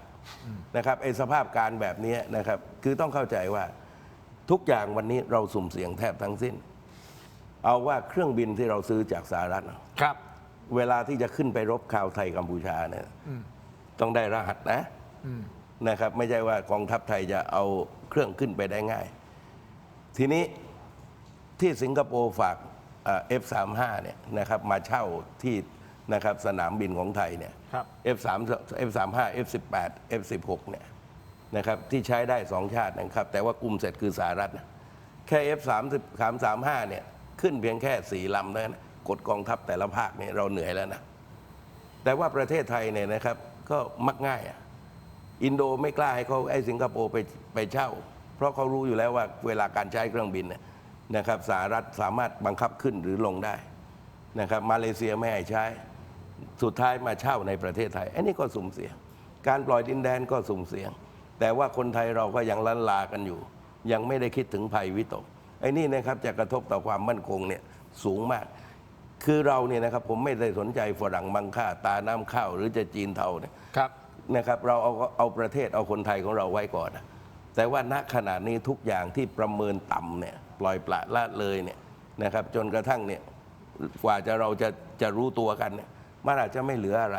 และทุกอย่างมันยากสงครามอยู่ตะวันออกกลางประเทศที่สวยมากสุดคือประเทศไทยเพราะพวกนี้แห่มาที่นี่นะครับยุโรปก็ปิดประตูใส่แต่ประเทศไทยมาอารีฟรีวีซ่าเนี่ยมันไม่เจ๊งบงได้ไงเขาถึงกำลังจะเปลี่ยนไงใช่ไหมฮะจะยกเลิกฟรีวีซ่าและปัญหาไว้ที่เข้ามาก่อนยังไงเนี่ยที่ใช้นอมินีเนี่ยครับนอมินีในกรมทะเบียนการค้ากระทรวงพาณิชย์ก็ยืนยันว่านอมินีแล้วยังไงต่อทำอะไรไม่ได้ใช่ไหมฮะเพิกถอนได้ไหมไม่ได้มันเพิกถอนได้ดิแต่ว่าไอ้ขั้นตอนปฏิบัติถัดจากนี้ไปนะจะเอาจริงเอาจังขนาดไหนเพราะคนไทยมันไม่มีตังค์มันคนไทยพร้อมขายทั้งนั้นนะก็ลองไปแต่ละที่นี่ขึ้นป้ายขายทั้งนั้นแล้วก็เสร็จแล้วถามว่าใครมีปัญญาซื้อก็ให้พวกนี้มีปัญญาซื้อไงซื้อเสร็จเนี่ยก็ใช้นอมินีก็ถือกันไปนะครับจนกระทั่งในรุกนี่ไอ้เกาะพังงานไม่รู้จะเกินครึ่งหรือยังที่ปลายเนี่ยนะครับอาจจะมากกว่าประชากรแต่ความเป็นจริงนั้นเนี่ยนะครับนอกจากประเทศเหล่านี้ที่เราเห็นว่ามีความเสี่ยงในพื้นที่บางจังหวัดเนี่ยแรงงานเรามีมากกว่าประชากรในพื้นที่ก็มีนะทุกอย่างมันพบความเสี่ยงกันแทบทั้งสิ้นแต่ว่าเราไม่ได้วิตกแต่สำคัญก็คือว่าถ้ามันมีสถานการณ์จะรับมือกันอย่างไรนะครับแต่ว่ากรณีเนี่ยนะครับของชาติอิสราเอลนี่น่าคิดเพราะนี่กำลังจะเป็นดินแดนใหม่ในประเทศไทยเนี่ยอันนี้น่ากังวลแต่นะครับอะไรที่มันเทาอะไรที่ดำรงความมุ่งหมายเนี่ยนะครับที่จะมาสร้างปัญหาให้กับชาตินะครับไม่ว่าใครก็ตามชาติใดก็ตามผมว่าต้องคิดคือเราเป็นม้าอารีกันอยู่แล้วเพียงแต่ว่านักท่องเที่ยวได้แต่ว่าอย่าคิดครอบครองเพราะถ้าคิดครอบครองนี่นะครับท้ายที่สุดจะเป็นเรื่องยากที่สุดคุณเอาทหารเนี่ยนะครับเข้ามาอยู่ในดินแดนโดยไม่รู้ตัวเอาอาวุธเนี่ยนะครับที่เหนือกว่ากองทัพไทยกองทัพไทยอาวุธที่ดีที่สุดก็คือ F16 นะแล้วก็มีกริปเพนไอ้กริปเพนเนี่ยขึ้นโดยไม่ต้องขออนุญาต F16 เนี่ยขนาดเครื่องบินดึกดำบรรพ์แล้วเนี่ยนะต้องขออนุญาตขอรหัสนะครับระบุว่าใส่อาวุธอะไรกันได้เป็นที่รู้กันมากนะครับทีนี้ F35 มันศักยภาพมันเหนือเอา4ลำกดไทยอยู่เลยเพราะมันอยู่ในไทยนี่ไอ้นี่มีตั้ง2 ฝูงกังวลไหมอาจารย์โก้ต้องกังวลต้องตื่นตระหนกเพราะว่าสถานการณ์มันเลวร้ายจริงๆนอกจากวิกฤตน้ำมันวิกฤตสงครามวิกฤตเศรษฐกิจเรายังมีวิกฤตสีเทาในประเทศและผมเห็นด้วยกับคุณจตุพรนะครับไม่ว่าจะเป็นจีนเทารัสเซียเทาฝรั่งเศสเทาอาหรับเทาแขกเทาเทาอะไรก็แล้วแต่ไม่มีเทาไหนสามารถทำอะไรกับไทยแลนด์ได้แต่ทุกเทานั้นสามารถที่จะอยู่ดีมีความสุขกับเทาแลนด์ได้เพราะว่าสีเดียวกันเพราะฉะนั้นมันกลับมาที่ว่าตัวเราเองกฎหมายของเราโครงสร้างของเราแผ่นดินของเราประชาชนของเราจะจัดการปัญหานี้ยังไงที่ผ่านมายังไม่เห็นอะไรที่จับต้องได้เป็นชิ้นเป็นอันมีสิ่งเดียวนั่นก็คือยกเลิกวีซ่าฟรีแต่ขอโทษนะครับยกเลิกวีซ่าฟรี60 วันมันก็ยังมี30 วัน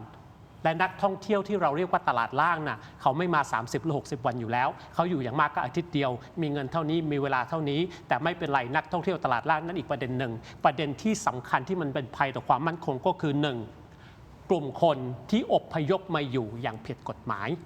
2. มาเฟียสีเทาทั่วโลกที่มากบดานอยู่ตรงนี้ พวกนี้ไม่เกี่ยวกับวีซ่าฟรีครับ เขามา Thailand Privilege Visa หรือที่เคยเรียกว่า Elite ตั้งแต่ราคา 650,000 ยัน 5 ล้าน คุณจ่ายได้หลายราคาเงินนิดเดียวจากพวกเขา พวกตลาดล่างๆหน่อย ตลาดสมุนล่างๆหน่อย คุณมาวีซ่านักเรียนก็ได้ ไม่ต้องเรียนมหาลัย เรียนมวยไทยคุณก็ได้วีซ่า1 ปี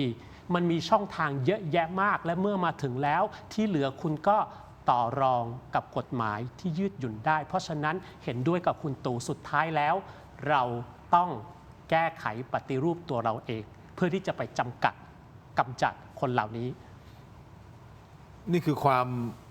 จะเรียกว่าอ่อนแอของประเทศเราหรือเปล่าไม่แน่ใจนะครับ แต่ว่ากัมพูชาเนี่ยเขาคงจะมองเห็นแหละว่าเราอาจจะมี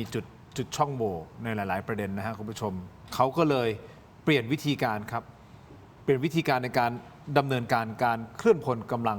พลแบบรูปแบบใหม่ จากการตรึงกำลังแบบเดิมมาเป็นการใช้หน่วยเล็กนะครับหรือว่าหน่วยจรยุทธ์ที่คล่องตัวสูงเพื่อบุกเจาะเส้นทางใหม่เสาะหาเส้นทางลับตามแนวตะเข็บชายแดนที่ไทยอาจจะดูแลไม่ทั่วถึงเนี่ยประมาณนี้ฮะเพื่อสร้างความได้เปรียบในเชิงชัยภูมิหากเกิดกรณีพิพาทหรือว่าการเผชิญหน้ากันนะครับคุณผู้ชมและยังมีรายงานอีกว่าฐานกัมพูชาค่อยๆขยับฐานที่มั่นรุกคืบเข้ามาในเขตแดนไทยเรื่อยๆจากเดิมนะครับที่เคยอยู่ห่างประมาณ50 เมตรตอนนี้ขยับเข้ามาแบบนิดนึงอะเหลือแค่20 เมตรหลังจากนี้ผมไม่แน่ใจนะอีกก้าวเดียวสงสัยผมจะประมาณนี้แหละก็ผมกับคุณตู่อย่างนี้แหละใกล้ๆแบบนี้ขยับวันละ2 เมตรเราจะไม่รู้ตัวนะครับวันละเมตรวันละ2 เมตรขยับเรื่อยๆไม่เลยก็เนี่ยผมถึงบอกว่าเขากำลังทำแบบนี้กันอยู่อ่ะก็คือเขาพยายามที่จะขยายอิทธิพลทางทหารในพื้นที่ซับซ้อนอย่างต่อเนื่องในระหว่างที่ประเทศของเรากำลังอาจจะโดนลุมมาตุ้มในหลายๆเรื่องเขาก็ค่อยๆก็นี่ไงที่เราเสียดินแดนไป28 จุดที่สงคราม2 รอบมาแบบนี้เข้ามาเราเฉยนะครับคิดว่าไม่มีปัญหาอะไรจนกระทั่งเขาครอบครองและมีความรู้สึกว่าเป็นเจ้าของเลยยิ่งกว่าครอบครองเนี่ยนะครับพื้นที่ไอ้ปรปักษ์เลยที่ผ่านมาเราเสียดินแดนด้วยวิธีการแบบนี้คือเข้ามาเรื่อยๆนะครับประเทศไทยที่เยอะเนี่ยเข้ามาเราก็ไม่รู้สึกเหมือนปักปังเขตแดนในเจ้าเมืองประจวบในอดีตขี้เกียจเอาเท่านี้พอเหนื่อยแล้วเอาที่เหลือก็เอาไปให้ที่แคบที่สุดมันอยู่กันแบบนี้ประเทศไทยตั้งแต่บรรพบุรุษมาแล้วนะครับจนกระทั่งเนี่ยนะครับดินแดนเนี่ยในช่วง40-50 ปีเนี่ยพวกนี้ก็เข้ามานะครับจาก1 ครอบครัวไม่เป็นไรก็มา2 ครอบครัวมา3 ครอบครัวมา4 ครอบครัว5 ครอบครัวแล้วก็เป็นหมู่บ้านจนกระทั่งเอาออกกันไหมต้องแลกทั้งชีวิตเลือดเนื้อของทหารไทยและประชาชนเห็นไหมทั้งที่คุณเนี่ยนะครับเข้ามาตารางนิ้วแรกคุณก็ซัดเลยเราไม่เคยไปรุกเขานะไม่มีปัญญาไปเอาที่เขามีปัญญาเอาที่เราอะแล้วก็มาแบบไม่มีปัญหานะก่อนหน้านี้ก็บริหารเห็นไหมบ้านเมืองก็สงบมันต้องสงบที่เขาได้ที่เราเนี่ยเราไม่ว่าอะไรเขามันก็สงบพอไปเอาคืนมันก็ไม่สงบอะก็อยู่เท่านั้นแล้วมันจะไปยังไงจะจบยังไงพี่ตู่ก็นี่ไทยกัมพูชาคิดว่ามันจะไปยังไงคือผมว่าเนี่ยนะครับอย่างไรก็ตามอะคือของที่ของใครของมันนะเพราะประเทศไทยเราเนี่ยเสียเหลี่ยมเรื่องดินแดนมาโดยตลอดคือเนี่ยนะครับไอ้ที่น่าห่วงทุกคนก็รู้ว่าไอ้เจ้าอาณานิคมของกัมพูชาคือฝรั่งเศสซึ่งพศในอดีตนี่คือโคตรเจ้าเล่ห์แสนกลเลยนะครับเอารัดเอาเปรียบไทยทุกวิถีทางกรณีปราสาทพระวิหารเนี่ยเราก็แพ้เพราะฝรั่งเศสนะเราไม่ได้แพ้เพราะกัมพูชานะแล้วทีนี้เนี่ยครับทางการกัมพูชาเนี่ยเขาใช้เจ้าหน้าที่คนเดิมๆเนี่ยยาวนาน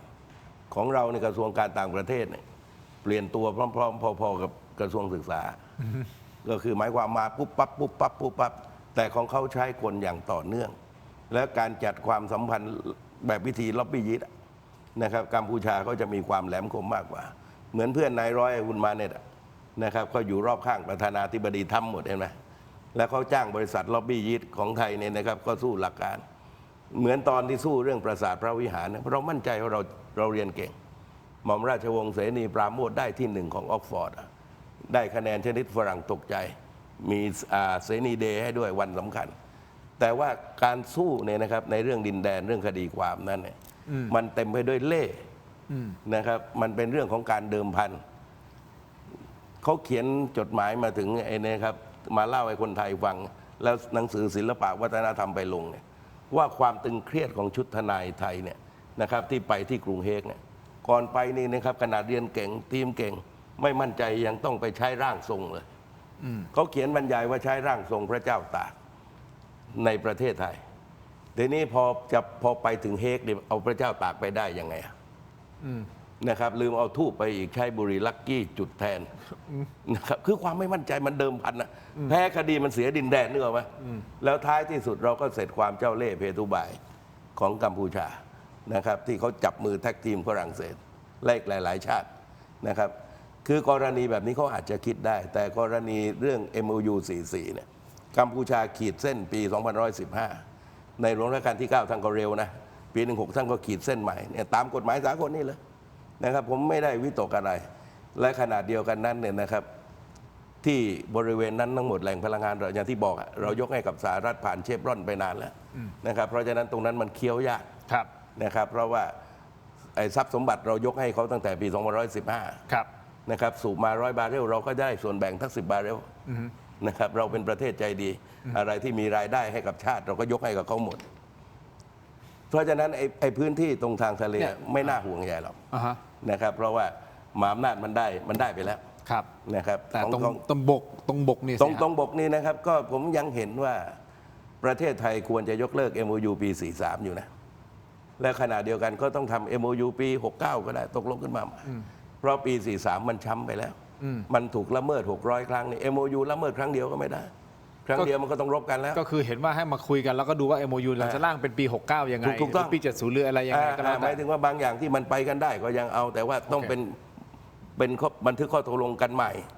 นะครับเพราะของเก่ามันเอาไว้มันก็เสียคนเอางี้คุณตู่ก่อนที่จะไปที่อาจารย์โก้คุณตู่คิดว่าประเทศไทยเรารับมือกัมพูชาได้ไหมเราพร้อมไหมตอนเนี้ยถ้าดูจากองค์รวมทั้งหมดเนี่ยเราพร้อมไหมคือปัญหาก็คือว่าอย่างนี้ของกัมพูชาเนี่ยอังเคิลเนี่ยเขาครองมา40 ปีและกว่าจะได้มาเนี่ยมันสู้เสียตากันไปข้างเนี่ยครับเขาผ่านสงครามล้างเผ่าพันธุ์ฆ่ากันเองกว่า3 ล้านนะครับแล้วก็สัมพันธ์ไฟกันไปไฟกันมา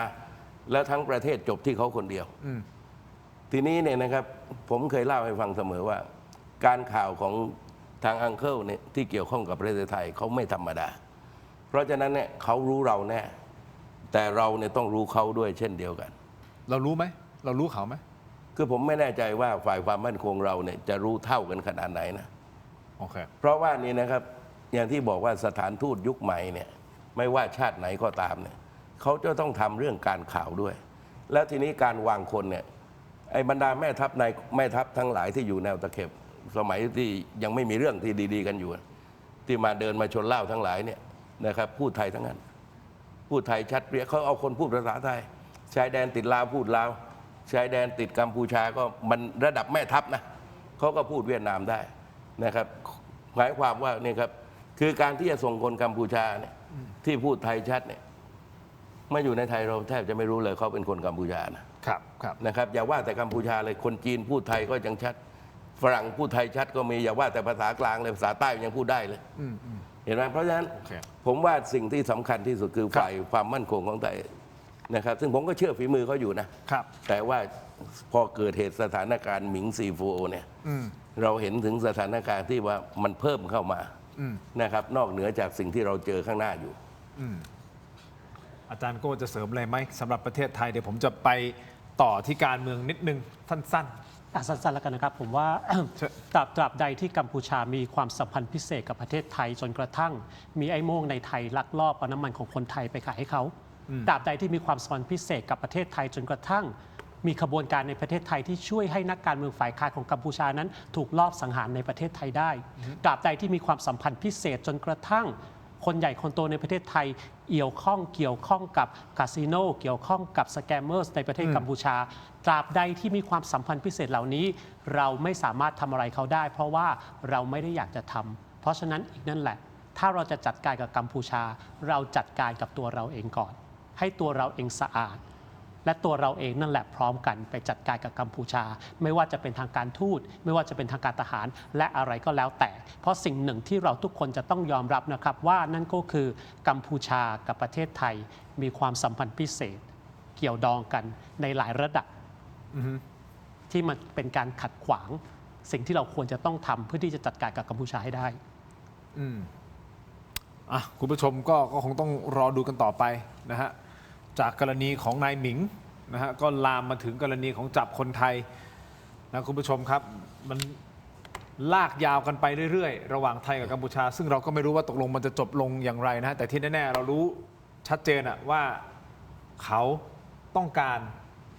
อะไรบางอย่าง ครับ ก็คือเปิดด่านแหละข้อที่หนึ่งเนาะ เขาต้องการเปิดด่านใช่ เราต้องการเปิดด่านเราก็ยังยืนพื้นว่าเราไม่เปิดแล้วเราก็จะยันตรง แต่ นี้ ว่า ต่อไปเรื่อย ตอนนี้ก็ระมัดระวังเรื่องลักกะปิดลักกะเปิดอ่ะ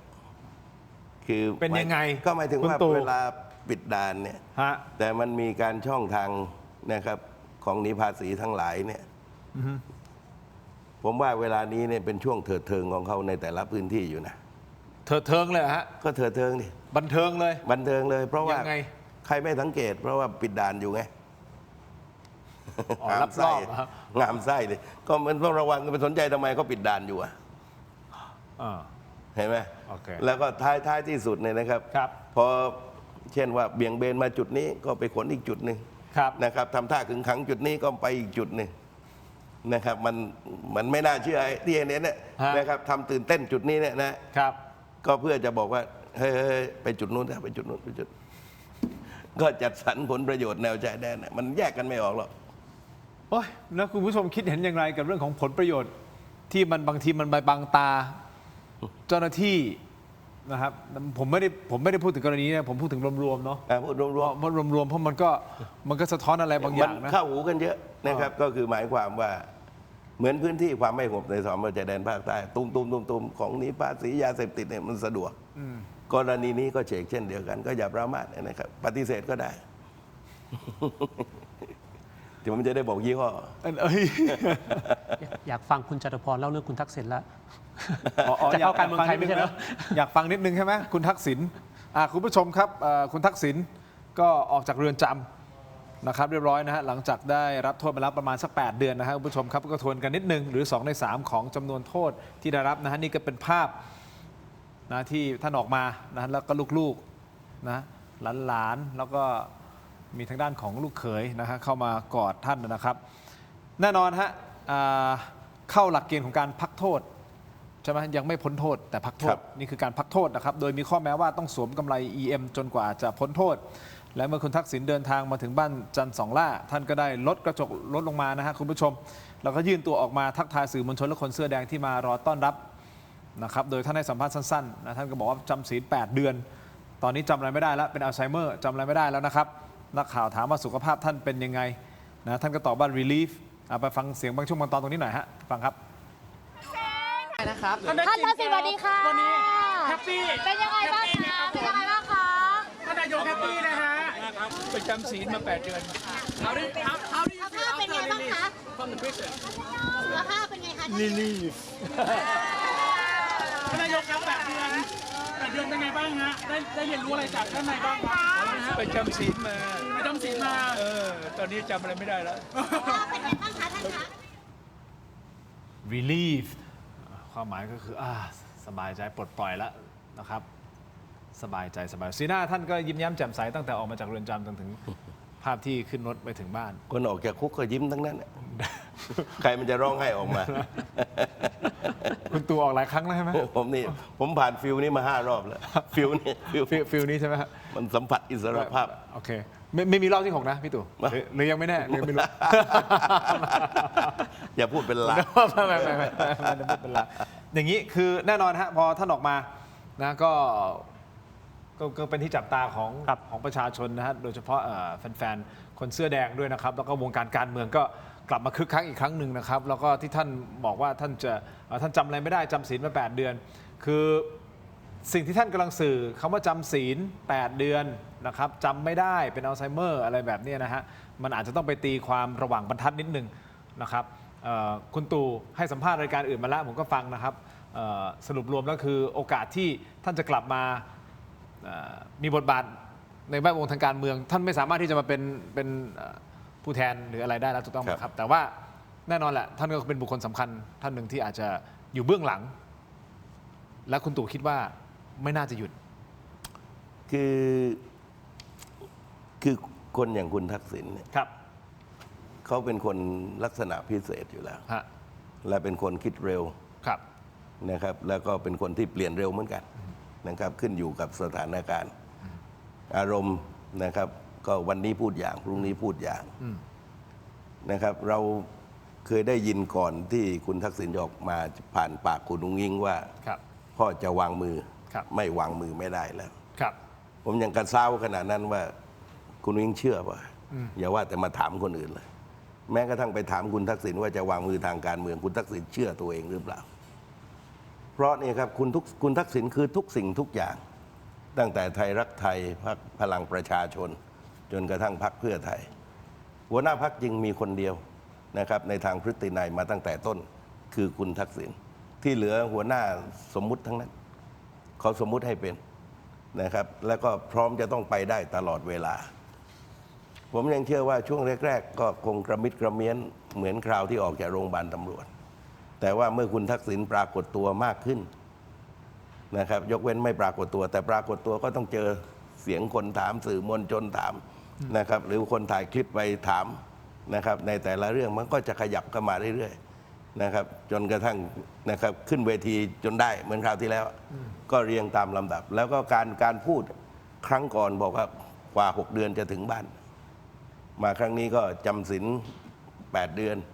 จำอะไรไม่ได้เลยนะครับบางที่ก็พูดเป็นอัลไซเมอร์ด้วยซ้ำแต่คุณทักษิณเป็นคนจำดีเนี่ยเดินมาเนี่ยหลังจากบอกเป็นอัลไซเมอร์เนี่ยก็เดินทักจำคนได้ทุกคน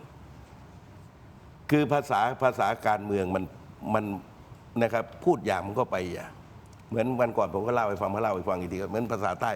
ผมวิวาทะกับคุณสุเทพเทือกสุบรรณสมัยนะครับยังต้องสู้กันแรงๆคุณสุเทพพูดกลางสภาว่าผมนี่กลัวคุณจตุพรพรหมพันธ์นะคนภาคกลางคนภาคเหนือคนภาคอีสานเนี่ยเขาฟังแล้ว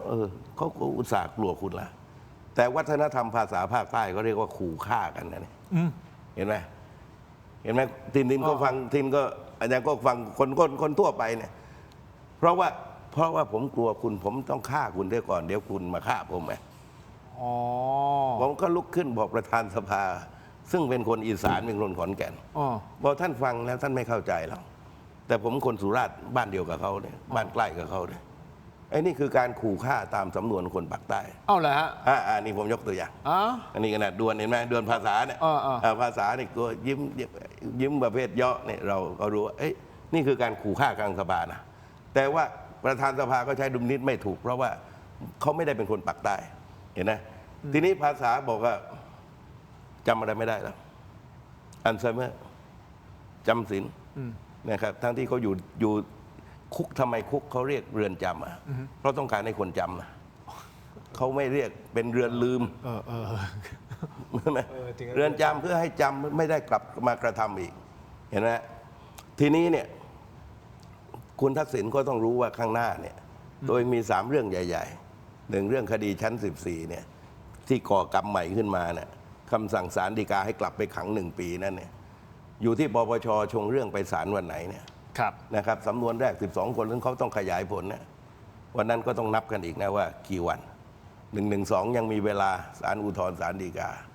และคดีที่ศาลฎีกาพิพากษาให้ใช้เรื่องเลี่ยงภาษี 17,600 ล้านนะครับไอ้นั่นก็เป็นประเด็นที่กระทรวงการคลังคุณเอกนิติจะต้องตามไปเก็บทรัพย์เพราะฉะนั้น3 เรื่องข้างหน้านี่คุณทักษิณก็ต้องย่อมมองเห็นเหมือนกันนอนอยู่บ้านเฉยๆก็สุ่มเสี่ยงอาจจะล่าช้าหน่อยรุกเร็ว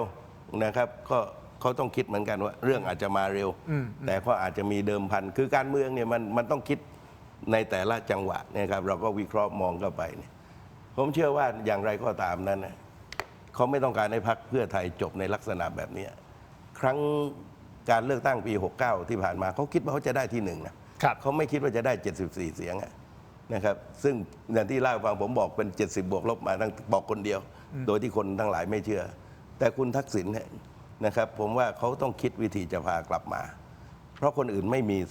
นะครับคนอื่นไม่มีศักยภาพที่จะนำพาได้ท่านอายุเท่าไหร่นะ70 กว่าแล้วใช่ไหมกำลังจะเข้า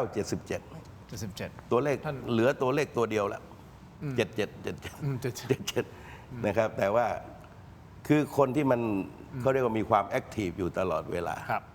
นะครับและแน่นอนที่สุดนั้นเนี่ยการวางเนี่ยมันเป็นเรื่องใหญ่มากนะครับวางลงหรือไม่นะครับถ้าวางไม่ลงก็ต้องคิดสู้ต่อนะครับเพราะว่า เคยเห็นความสำเร็จของตัวเองมาแล้ว ครับ ทั้งที่มนุษย์นะครับมันก็มีเวลาสูงสุดนะครับเวลาคืนสู่สามัญ ฮะ เพียงแต่ว่าคุณทักษิณเนี่ยนะครับก็หลังจากนี้ต้องดูกันว่าต้องการคืนสู่สามัญหรือจะเข้าไปต้องการไปหาความสำเร็จเดิม คุณตู่ นะรับ คิดว่า ซึ่ง ไปทางไหน คือสู่สามัญหรือหาสำเร็จเดิม ซึ่งเขาเคยได้ 377นะครับ ปัจจุบันเหลือ 74 หายไป 303เนี่ย ครับ เขาจะไปที่จุดสำเร็จเดิมได้ยังไงนะครับเป็นเรื่องที่ทายท้านะ แต่ ค อ รับ ย่างน้อยให้ได้ดีกว่านี้ ผมว่าเขาต้องคิดนะครับเพราะว่าเขาคือทุกสิ่งทุกอย่าง แม้ว่าโดยทางข้อกฎหมายเนี่ย ครับ เขาเป็นอะไรไม่ได้ก็ตาม ครับ แต่อย่าว่าแต่ถามสสถามรปภพรรคอะ ครับ ว่าใครใหญ่สุด ครับ เขาตอบเหมือนกันนะครับเพราะฉะนั้นผมก็อยู่ที่ตัวเขาเองอะนะครับว่าเขาจะเลือกเส้นทางยังไง ถ้าเขาเลือกอยู่กับครอบครัวสงบ ผมก็เลิกพูดถึงเขา เพราะว่าเขาก็เป็นคนธรรมดา แต่ว่าถ้าเขามายุ่งกับทางการเมืองเขาก็เป็นบุคคลสาธารณะ ก็ย่อมที่จะถูกวิพากษ์วิจารณ์นะครับจากใครก็ได้นะครับที่เป็นเรื่องปกติ ได้ครับอ่ะอาจารย์โก้มองคุณทักษิณวิธีการสื่อสารทางการเมืองอย่างไรกับคำพูดประโยคแค่ไม่กี่คำแต่มันในมุมของอาจารย์จะวิเคราะห์ยังไง ถ้าได้ติดตามการเมืองไทยเกี่ยวกับคุณทักษิณด้วยนะครับนั่นคือสิ่งที่ผมจะถาม แต่คุณตู่นิดเดียว ถ้าวันนี้มีคนติดต่อมาว่าให้คุณตู่เนี่ยพบกับคุณทักษิณน่ะคุณตู่จะไปหรือไม่ และเพราะอะไรนี่คือคำถามนะครับคุณผู้ชม อาจารย์โก้เชิญครับ วิเคราะห์การสื่อสารทางการเมืองของคุณทักษิณหน่อยครับ ขอกินน้ำปลากระยาธาตุน้ำขาวก่อน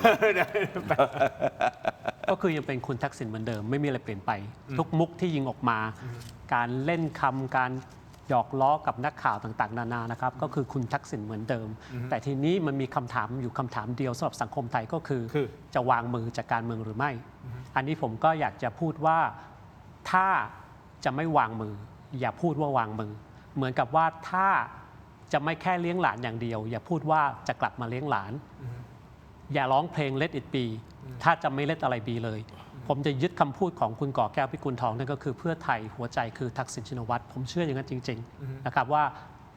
คุณทักษิณสำคัญที่สุดสำหรับพรรคเพื่อไทย เพราะฉะนั้นสนับสนุนในฐานะคนไทยคนหนึ่ง ซึ่งรับโทษแล้วอาจจะยังไม่หมดโทษ ติดกำไร EM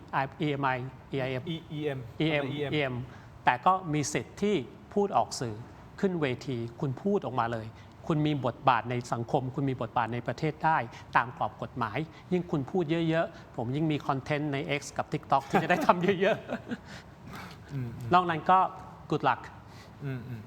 อ่ะก็รอดูกันต่อนะฮะคุณผู้ชมครับแต่ขออนุญาตฮะมอบให้ทั้งสองท่านก่อนฮะในช่วงนี้นะครับคุณตู่ผมต้องการคำตอบนะพี่ตู่นะครับ นี่ผมนี่สตรอเบอรี่นะ ต้องอมทั้งเปลือกเนี่ย คุณผู้ชม จริงๆชอบมากอร่อยมาก อร่อยนะ อร่อย ครับเม็ดอมซิงค์พลัสครับผลิตภัณฑ์ไมบาซินจากเกรเตอร์ฟาร์มามี 3 สูตรที่มีคุณประโยชน์จากวิตามินหลากหลายชนิดนะครับเม็ดอมซิงค์พลัสวิตามินซีและโคคิวเทนกลิ่นองุ่นมะนาวเม็ดอมซิงค์พลัสลูทีและบิวเบอรี่กลิ่นแบล็คเคอร์เรนต์เม็ดอมซิงค์พลัสเบต้ากลูแคนกลิ่นสตรอเบอรี่นะครับซิงค์มีส่วนช่วยในการทำหน้าที่ของระบบภูมิคุ้มกันและกระบวนการต่อต้านอนุมูลอิสระถ้าเจ็บคอไอหรืออยากเสริมภูมิคุ้มกันนะครับเลือกไมบาซินจากเกรเตอร์ฟาร์มาหาซื้อได้ที่ร้านสะดวกซื้อซุปเปอร์มาร์เก็ตและร้านขายยาทั่วประเทศไมบาซินจากเกรเตอร์ฟาร์มาก้าวสู่60 ปีอย่างมั่นคงและยั่งยืนนะฮะขอบคุณไมบาซินที่อยู่เคียงข้างถกไม่เถียงนะครับขอบคุณมากๆเลยนะครับต่อกันที่อ้อยอันโอสถครับนี่คือยาดมสมุนไพรตรามังกรทองจากอ้อยอันโอสถนะฮะมอบให้ท่านและแพ็คนะครับคุณผู้ชมแต่วันนี้ขอแนะนำยาน้ำแก้ร้อนในเขากุยจากอ้อยอันโอสถเช่นเดียวกันครับบรรเทาไข้ตัวร้อนทานได้ทั้งเด็กและผู้ใหญ่นะครับมีจำหน่ายตามร้านขายยาทั่วประเทศอ่านคำเตือนในฉลากและเอกสารกำกับผลิตภัณฑ์ก่อนใช้นี่คือยาน้ำแก้ร้อนในเขากุยจากอ้อยอันโอสถนะครับขอบคุณมากๆครับอ้อยอันโอสถนะฮะที่อยู่เคียงข้างถกไม่เถียงนะครับนี่คือยาน้ำแก้ร้อนในเขาคุยของเขาดังนะอันนี้ขอบคุณมากๆเลยนะครับต่อกันที่นี่ครับยาธาตุน้ำขาว49 บาทฝาสีฟ้าตราหารคู่มาตรฐานสากลนะครับหาซื้อง่ายตามร้านขายยาแผนปัจจุบันทั่วไปราคาเพียง49 บาทเข้าถึงง่าย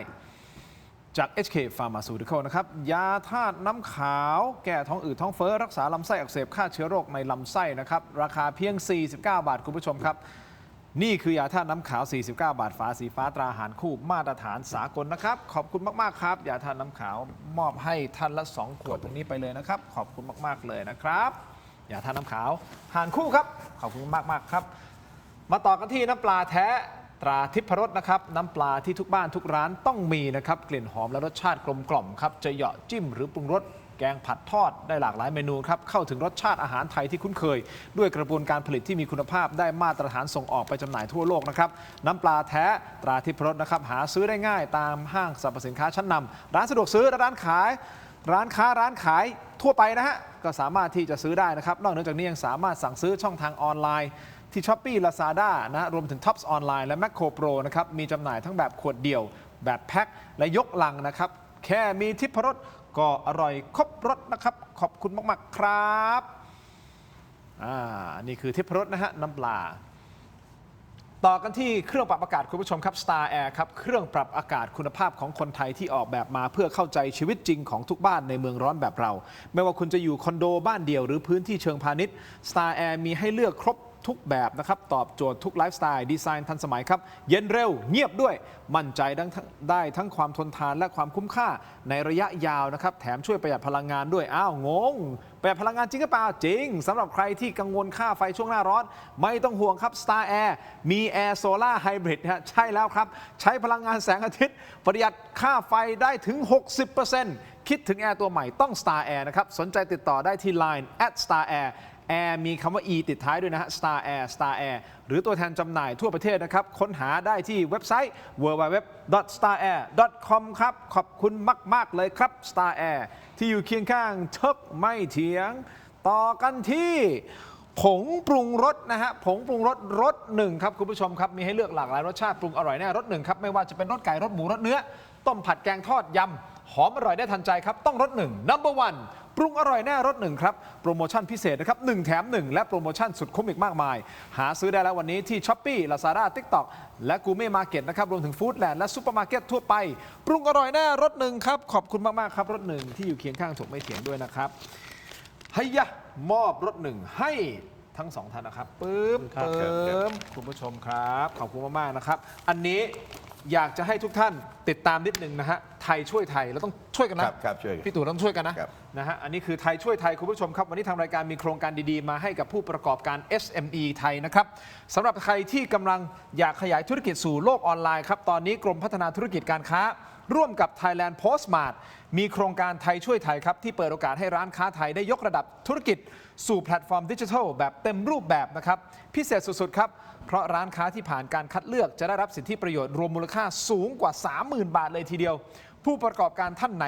ที่มีของดีสินค้าเด็ดอยากเพิ่มยอดขายขยายฐานลูกค้านะครับสมัครเข้าร่วมโครงการได้แล้วตั้งแต่วันนี้จนถึงวันที่ 26 พฤษภาคมนี้นะครับที่เว็บไซต์ www.thaichuithai.net รีบสมัครด่วนสิทธิ์มีจำนวนจำกัดนะครับขอบคุณมากๆนะครับผ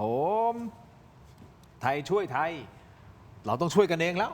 เราจะไปรอให้คนอื่นช่วยเราก็ใช่เหตุแล้วเขาคงไม่ช่วยแล้วนะคุณผู้ชมเราก็ต้องช่วยกันเองนะครับไทยช่วยไทยถ้าไทยไม่ช่วยไทยแล้วใครจะมาช่วยเรา มันไม่มีใครช่วยแล้วตอนนี้เพราะเราก็ไม่เหลือใครใช่แต่ตอนนี้เราชอบช่วยเราไทยช่วยไทยแต่เราชอบช่วยเทามีคนบางส่วนชอบช่วยเทาแต่ไม่คิดมันก็มีหลายเทาเนาะต้องเปลี่ยนสีแบงค์พันใช่ไหมลองดูแต่ที่แน่ๆคุณตู่จตุพรคุณทักษิณท่านออกมาแล้วนะครับอาจจะให้เวลาท่านในการพักผ่อนหย่อนใจอะไรก็แล้วแต่มีไหมฮะที่ผ่านมามีคนพยายามติดต่อพี่ตู่มาทำความเข้าใจหรือว่าให้มาปรับความเข้าใจเพราะแต่ก่อนหน้านี้ก็คือพี่ตู่ก็เป็นหนึ่งคนที่ใกล้ชิดคุณทักษิณมากแล้วก็สู้กันมาตลอดถูกต้องไหมครับแล้ววันหนึ่งโลกคุณทักษิณท่านไปต่างประเทศพี่ตู่ก็เดินตามทางตัวเองมันจะมีโมเมนต์จะกลับมาพูดคุยกันได้ไหมคือผมหลีกกันนะครับเช่นงานศพคือถ้าคุณทักษิณไปผมก็เลี่ยงที่จะไม่ไปหรือแม้กระทั่งวันไหนที่พรรคเพื่อไทยเป็นเจ้าภาพผมก็จะเลี่ยงไปอีกวันนึงถ้ารู้จักเหมือนกันไม่เจอก็ต่างคนต่างอยู่ก็เป็นสิ่งที่ดีที่สุดเห็นหน้าครับรู้จะทำหน้ากันยังไงนะครับผมก็เข้าโรงละครก็ไม่ได้ด้วย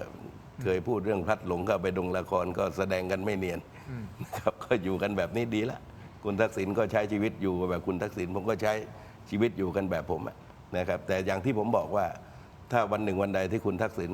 ก็ไปใช้ชีวิตเยี่ยงคนธรรมดาไม่ได้เกี่ยวข้องกับทางการเมืองผมก็ไม่พูดถึงก็ถือว่าผมก็ไม่ก้าวข้ามเข้าไปกับบุคคลธรรมดาแต่ว่าถ้ายังเข้าสู่สนามการเมืองผมก็ ใช้สิทธิ์ในฐานะที่คุณทักษิณเป็นบุคคลสาธารณะก็ต้องวิพากษ์วิจารณ์กันต่อไป มันก็เป็นเรื่องที่ยากนะครับ เพราะว่ามันเลยเวลาต่างคนต่างก็มีตัวตนนะครับคือคุณทักษิณก็ไม่ใช่ย่อยผมก็เป็นของผมพันอย่างนี้กันมานะครับจนกระทั่งว่ามันถึงจุดนะครับ มีคนมาตั้งคำถามแบบนี้ผมก็หลายคนนะแต่ว่ามันผมว่าต่างคนต่างอยู่ก็ดีแล้ว โอเค แล้วเห็นหน้าก็ผ่านรายการโทรทัศน์ไป แล้วคุณตู่มองภาพยังไงที่มีคนไปรับคุณทักษิณต้องเยอะแยะมากมาย หลายคนเลยนะหลายค ผ น มเป็นประธานนปชมายาวนานที่สุด ผมเป็นแกนนำนปชยืนหัวแถวผมรู้ว่ามายังไง นั่งรถมาไง หรือบางคนก็นั่งมอเตอร์ไซค์มานั่งรถขึ้นรถเมย์มาใช่ไหม เอาเป็น เรียกทัวร์นางแบกแล้ว เอาเป็นว่าผมรู้ทุกกระบวนท่าผมยืนอยู่หัวแถวมาเก่าเนี่ยผมไม่ใช่ว่ายืนแบบไม่รู้อะไร ผมนี่รู้ทุกเรื่องราวนะครับ เพราะฉะนั้นก็รู้ที่มาที่ไป รถบัสก็เป็นคำตอบ รถตู้ก็เป็นคำตอบนะครับในทางการเมืองเนี่ยตั้งแต่ในอดีตอย่าว่าคนจำนวนนี้การระดมคนเป็นแสนๆเนี่ยเราก็ผ่านการระดมกันมาแล้ว รู้วิธีนะครับเพราะฉะนั้นก็เช่นคุณทักษิณสามารถเลือกได้เช่นว่าออกอย่างสงบเหมือนครม.ไม่เห็นไปทุกคนเห็นไหมแต่ว่าสสไปกรรมการพรรคไป เพราะว่าคำวินิจฉัยของศาลรัฐธรรมนูญเนี่ยดันไปเขียนเรื่องการคบคนว่าบุคคลที่ควรครบคือครม.ไม่โผล่ทั้งที่ครม.ทุกคนอยากไปนะเพราะนะครับจะอยู่นานหรือไม่นานครม.เนี่ยก็อยู่ที่ว่าใครสามารถกำหนดให้เขาได้ครับ แต่ว่าในทางนะครับเมื่อได้รับอิสรภาพก็เป็นเรื่องที่น่ายินดีนะคือเราก็ผ่านนะครับช่วงยุคปี 54พอออกมาคนก็เยอะแยะกันไปหมดทักกันไม่หวัดไม่ไหวนะครับก็ขึ้นอยู่กับสถานการณ์แต่ว่าถ้าเลือกกันแบบสงบเรียบง่ายก็เลือกได้อีกครับนะครับเลือกแบบนี้เป็นเรื่องที่ง่ายเอาคนมามากกว่านี้ก็ยังเอากันมาได้นะครับในทางการเมืองรู้วิธีกันหมดต้องการ10,000 คนก็10,000 คน100,000 คนก็100,000 คนเอาเท่านี้คือนักการเมืองเขาเก่งเหมือนสนามฟุตบอลเนี่ยเอาคนนั่งเต็มสนามฟุตบอลที่ในสนามหญ้าคนที่ไม่ใช่นักการเมืองดูเป็นหมื่นแต่นักการเมืองรู้ว่า 7,000 จัดเก้าอี้แต่เวลาอธิบาย 20,000 30,000ใช่ไหมคนเยอะไหมแต่ว่านักการเมืองแบบเราในที่ผ่านมาเนี่ย 7,000 ตัวเท่านั้นเก้าอี้เห็นไหมซึ่งกรณีนี้นะครับมาที่ไหนเนี่ยครับเขาก็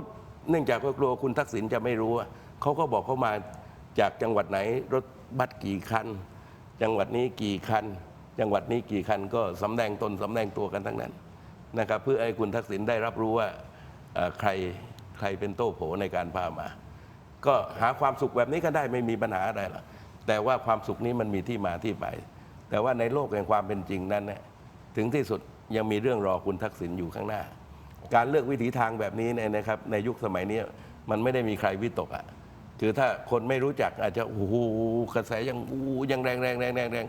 แต่ผมเป็นประธานเป็นหัวแถวมาเขาผมรู้ทุกคนที่เห็นผมบอกยี่ห้อได้หมดโอเค นิดเดียวถ้าเราจำกันได้นะครับว่าตอนคุณทักษิณออกจากชั้น 14 คอก็ใส่เฟือกแขนก็ใส่เฟือกถึงบ้านคุณแพทองธารถ่ายรูปออกมาโพสต์นี่เหมือนคนชราหมดสภาพแต่ออกจากคุกผมก็ย้อมดำคลับท่าทางกริยาทุกสิ่งทุกอย่างแข็งแรงกระฉับกระเฉงอย่างมากมันอาจจะสื่อว่า I'm back come back นะ I am back ก็ที่บอกว่าไม่มีความจำแล้วอัลไซเมอร์เนี่ยความจริงจำดีที่สุดออกมาทักทุกคนยืนนักการเมืองนี่ก็รู้จักมวลชนยังจำหน้าได้เลยทุกคนไม่ธรรมดานี่เป็นการสื่อสารทางการเมืองแบบหนึ่งนะครับการสื่อสารโอเคครับเดี๋ยวก็ต้องรอติดตามกันต่อไปไม่ว่าจะเป็นกรณีการเมืองไทยรวมถึงกรณีของกัมพูชานะครับคุณผู้ชมครับวันนี้ขอบคุณแขกรับเชิญของเราทั้งสองท่านมากๆเลยนะครับคุณตู่ครับผมครับอาจารย์โก้ครับผมครับทั้งหมดนี้คือตู่ไม่เถียงครับลาคุณผู้ชมไปก่อนครับสวัสดีครับ